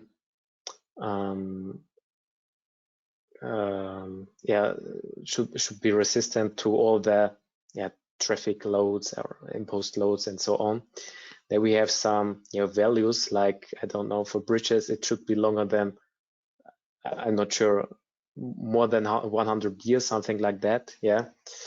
But yes, and based on that, the codes are made, and the values we need in our calculation are determined. So it basically, that's where all the values come from. So I'm guessing if the norm says bridges should resist forces for at least 50 years, then you should interpret from that if you use these values and you get the results, you're going to have a life prediction, a service life of at least 50 years. That's all we can say, I think. Exactly. Yeah, I think this is correct. And back to the questions concerning the concrete structures, all the reinforced concrete design you do with our add-on modules, but this will be part of our third student training. Okay, so only 10 minutes left, so I will do it a little bit faster now. I'm sorry for that. Now we have to do our loads. Yeah, we have created our load cases, and now we have to put it on our structure. I will do it a little bit fast, so sorry, I don't want to bother you with that, that we take a little bit longer. So first of all, imposed loads. Very easy, just select the surfaces here, choose here new surface load. New surface load, and you see, okay, the surfaces were added. Magnitude is here in this case. I hope I'm right. 5 kilonewton per square meter. Click on OK. The same with the other slab. I click again on the return or enter key in order to do the same command again. Magnitude is here in this case 2. I choose the upper slab, and now let's do this for the wind. I choose here, so for the pressure side, this the surface, and there I have 0.4 kilonewton per square meter, but important now to the sorry, to the global related to true area. And now the difference between member and line loads. When I have line loads, then I activate the loads on lines, not on members, but on lines, and the load react or acts on the surface. So create new line load. In this case, I have here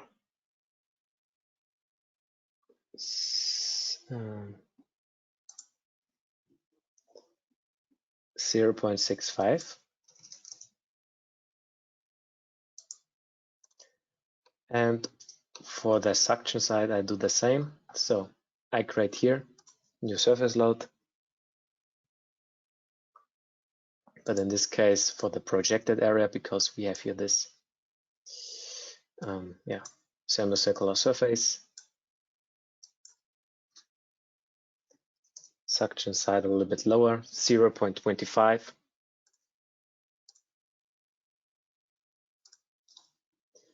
And here again, line loads 41.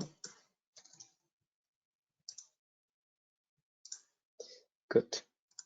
So I jump to the next load case. So just click here on that arrow, next load case. Now from the other side,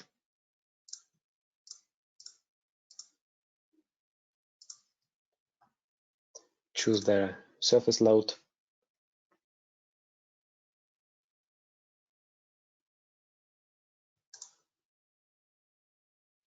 Projected area. In this case, to the global related Y direction, I click on OK. And for these lines, we do the same.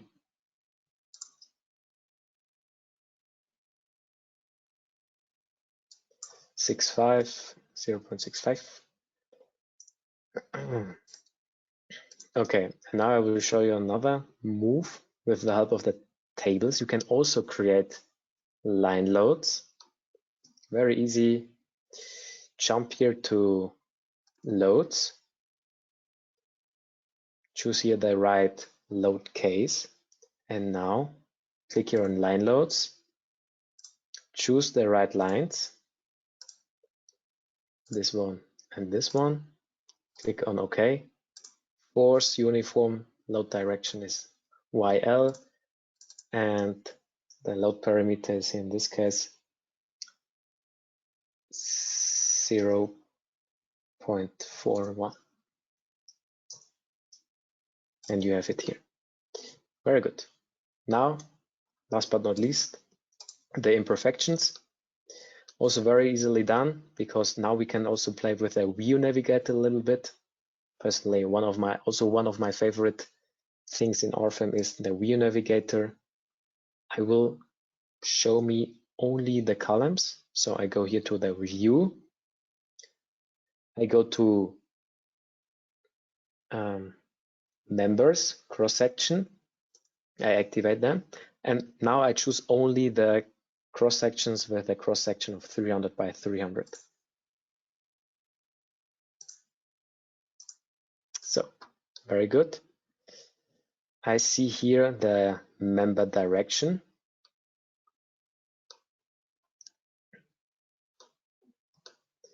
And now I go here to insert, loads, imperfections. And I say, okay, graphically.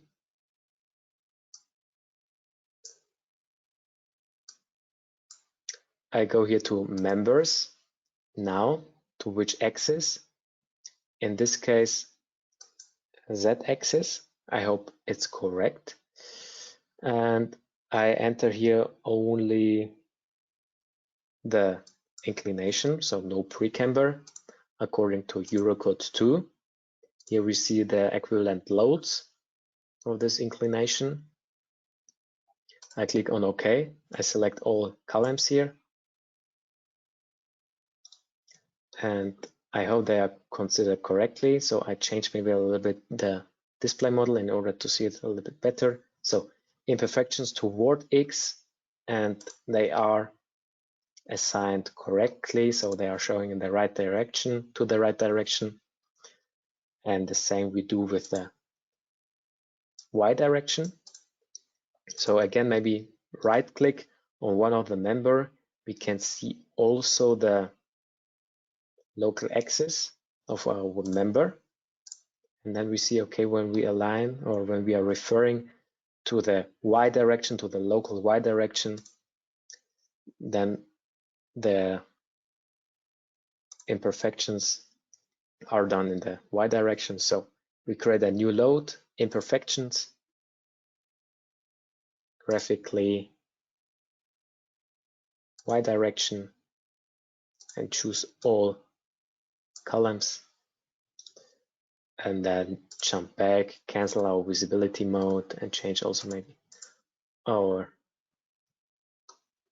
model.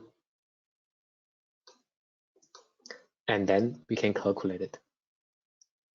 Okay, let's do the calculation. Just press here, calculate all, then all load cases, result combination and load combinations will calculate. So I will do that.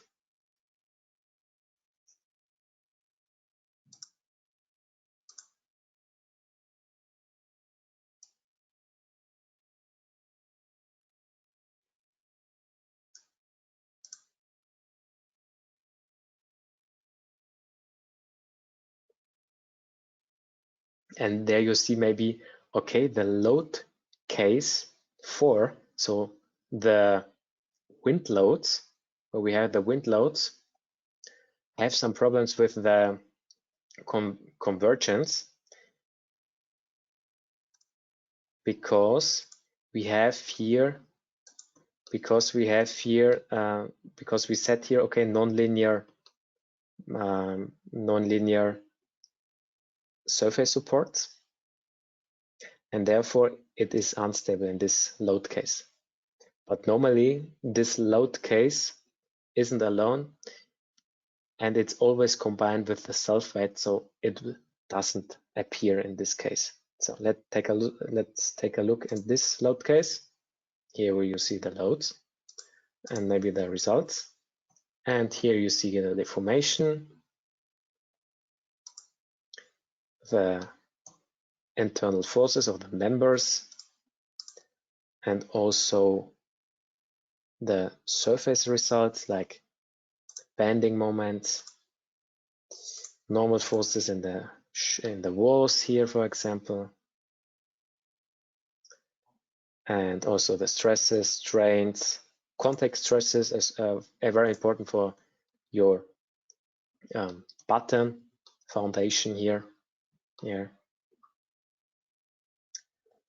and also your support directions here, the line.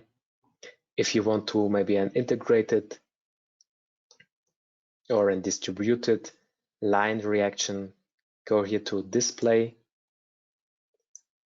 go to results, and then to support directions, smooth distribution, deactivate the actual one, And here you see this smooth distribution. Yeah, I think this was everything. Yeah, maybe one important note is that you can also fly around inside the building. So when you want to impress someone, maybe the architect or your student colleague, something like that, and you want to show him maybe the deformations. By the way, on the right side, you will find always the panel with some display factors like for the deformation and also this color panel. And now when you want to impress someone and you want to fly around, then press the Shift and the F key, and this will enable the fly mode. Sorry. So now, and now you can fly around. Yeah.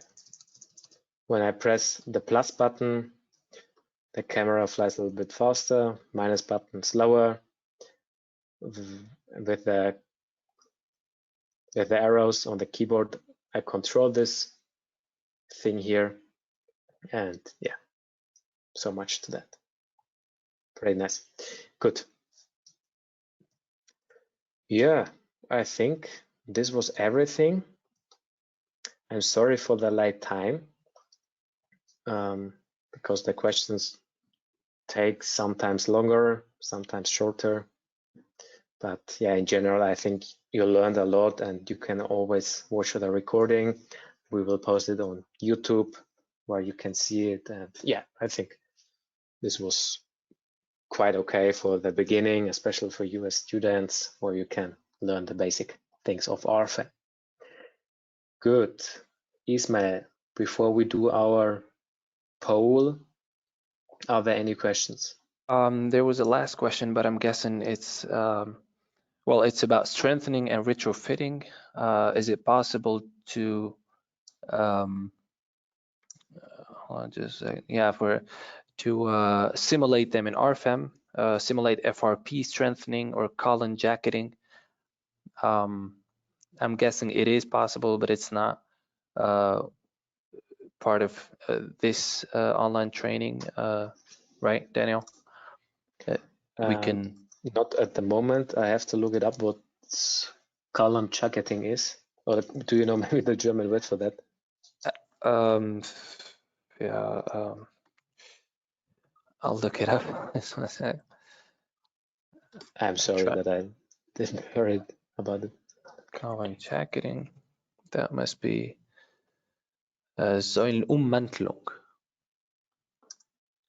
So putting the reinforcements to strengthen the column along the column, and okay, so the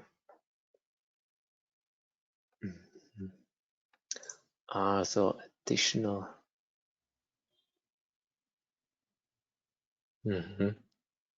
Okay, interesting. You can do you can do normal design of concrete structures as well as concrete columns, punching, concrete beams, so and so on. Yeah, this is possible, but I don't know if something like that is possible in RFEM. If you need any other or further assistance with questions like that, please write our support and we will take a closer look to that, because this is at the moment the questions where I don't know if we can consider that in any kind of ways. I'm sorry. Yeah, and I just sent the address. It's info@dlubal.com. If you have any further questions. I see a last question. A problem modeling in 3D of simple two-way slab with beams. If I look on the result, well, basically it's about the result being different from the 2D one and the 3D example. I'm guessing the third dimension could have a slight effect on the results, considering columns are 3D objects, and that could affect the results of the calculations. But he said the 2D result is the same in my manual calculations. Well, like we said before, this is where we can't really know what the exact issue is, because we would have to check all the parameters you have changed probably in your software. But there shouldn't be a really big difference of in terms of values when you change from a 2D to a 3D structure, except when you have an FEM analysis that adds a certain type of mesh to it that could be different from the 2D structure. Other than that, it should all be lead to the same result and the same interpretation. Mm-hmm. Yeah, I completely agree with you. So again, for everyone, if you need any assistance, no problem to write our support or to write us a mail, attach your model, yeah, and write us a short description about your issue, and then we will answer you within 2 days. And I think then we will, yeah, then you will be happy. An important thing, because we're already getting a nice message. Thank you so much for this message. It says this software is really amazing, but I cannot find a complete building design example to see all its features. They asked about the link to all the trainings. Just go to dlubal.com. You'll see under, maybe if you could show it, Daniel, Of course. the website, you'll see a list of all the trainings we have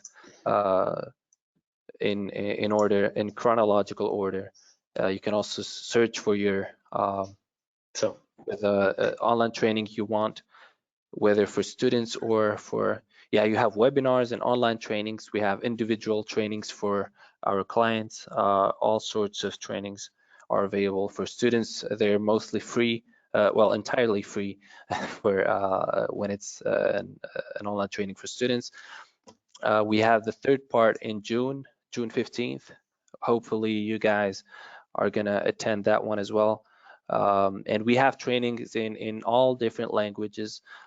We have one in Arabic next Thursday on the 20th. You can still register for that. We have ones in English, German, French, in basically in all languages. And we invite you to just check it on the website www.dlubal.com. Thank you so much again for attending this online training. It's been a pleasure answering all your questions. Daniel, if you want to add a note to that. And of course, we invite you to download the not only the trial version, but if you're a student, you can actually get full access to the complete pack of RFEM just by uploading your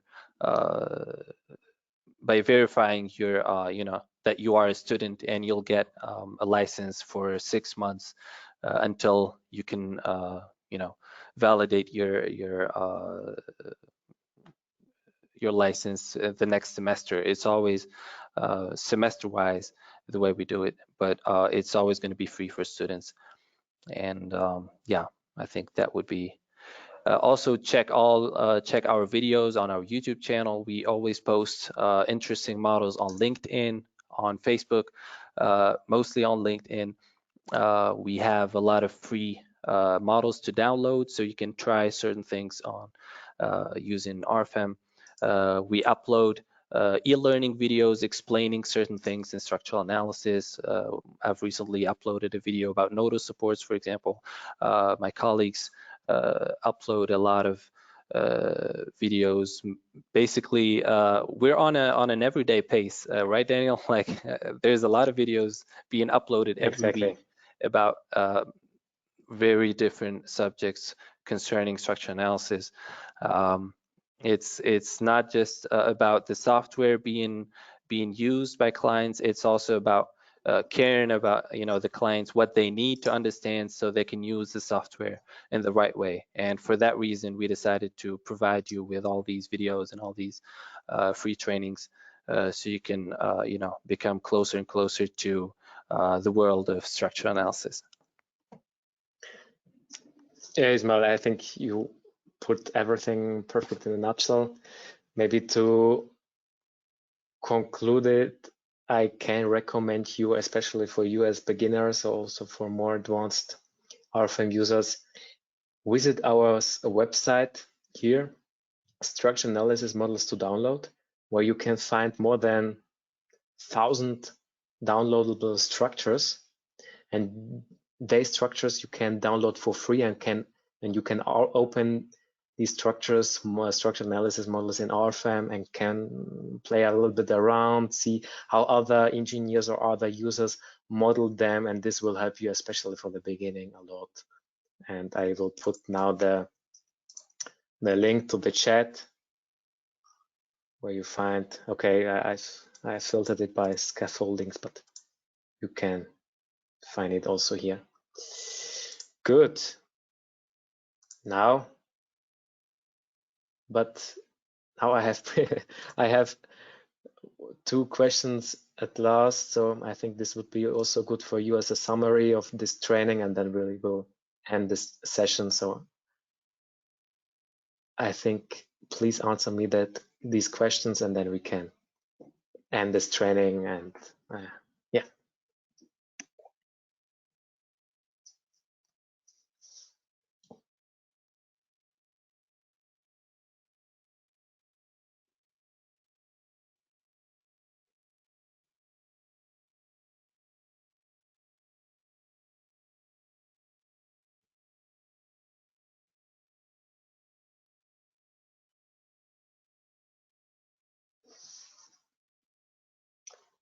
Okay, let's close this.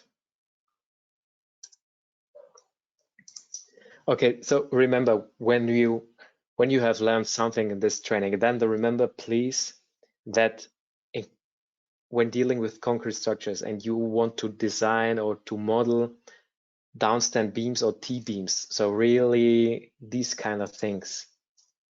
Okay, I write it in German, but I think everybody knows what I mean. These things here, yeah, these things, T-beam, something like that. Then please design it, please, according as ribs. Please design it as ribs. So the first answer is correct.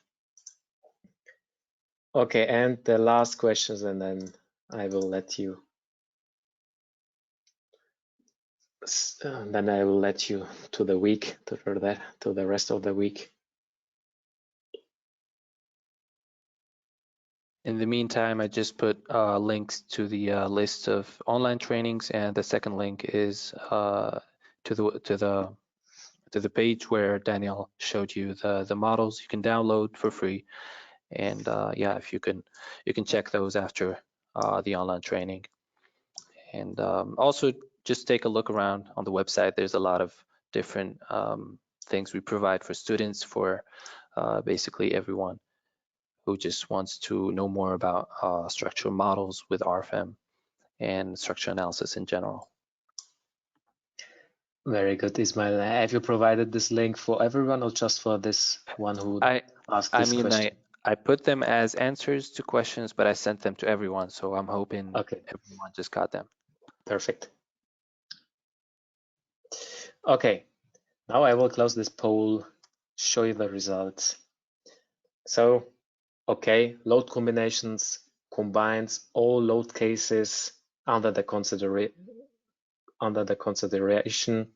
of the partial and combination factors to one bigger load case. Okay, so we are done. I hope you enjoyed the training. I hope you learned also something, and we are really looking forward to the 3rd training. So please sign up for the 3rd training, and we would be very happy when we would see you there for the 3rd time and also for the last time. And as Ismail says, visit our website, requesting for a student license, start modeling with RFEM. Follow us on LinkedIn and YouTube. That's really important. And yeah, enjoy the rest of the week. And enjoy structural analysis. Yeah. So see you soon and stay healthy. Bye-bye. Bye-bye.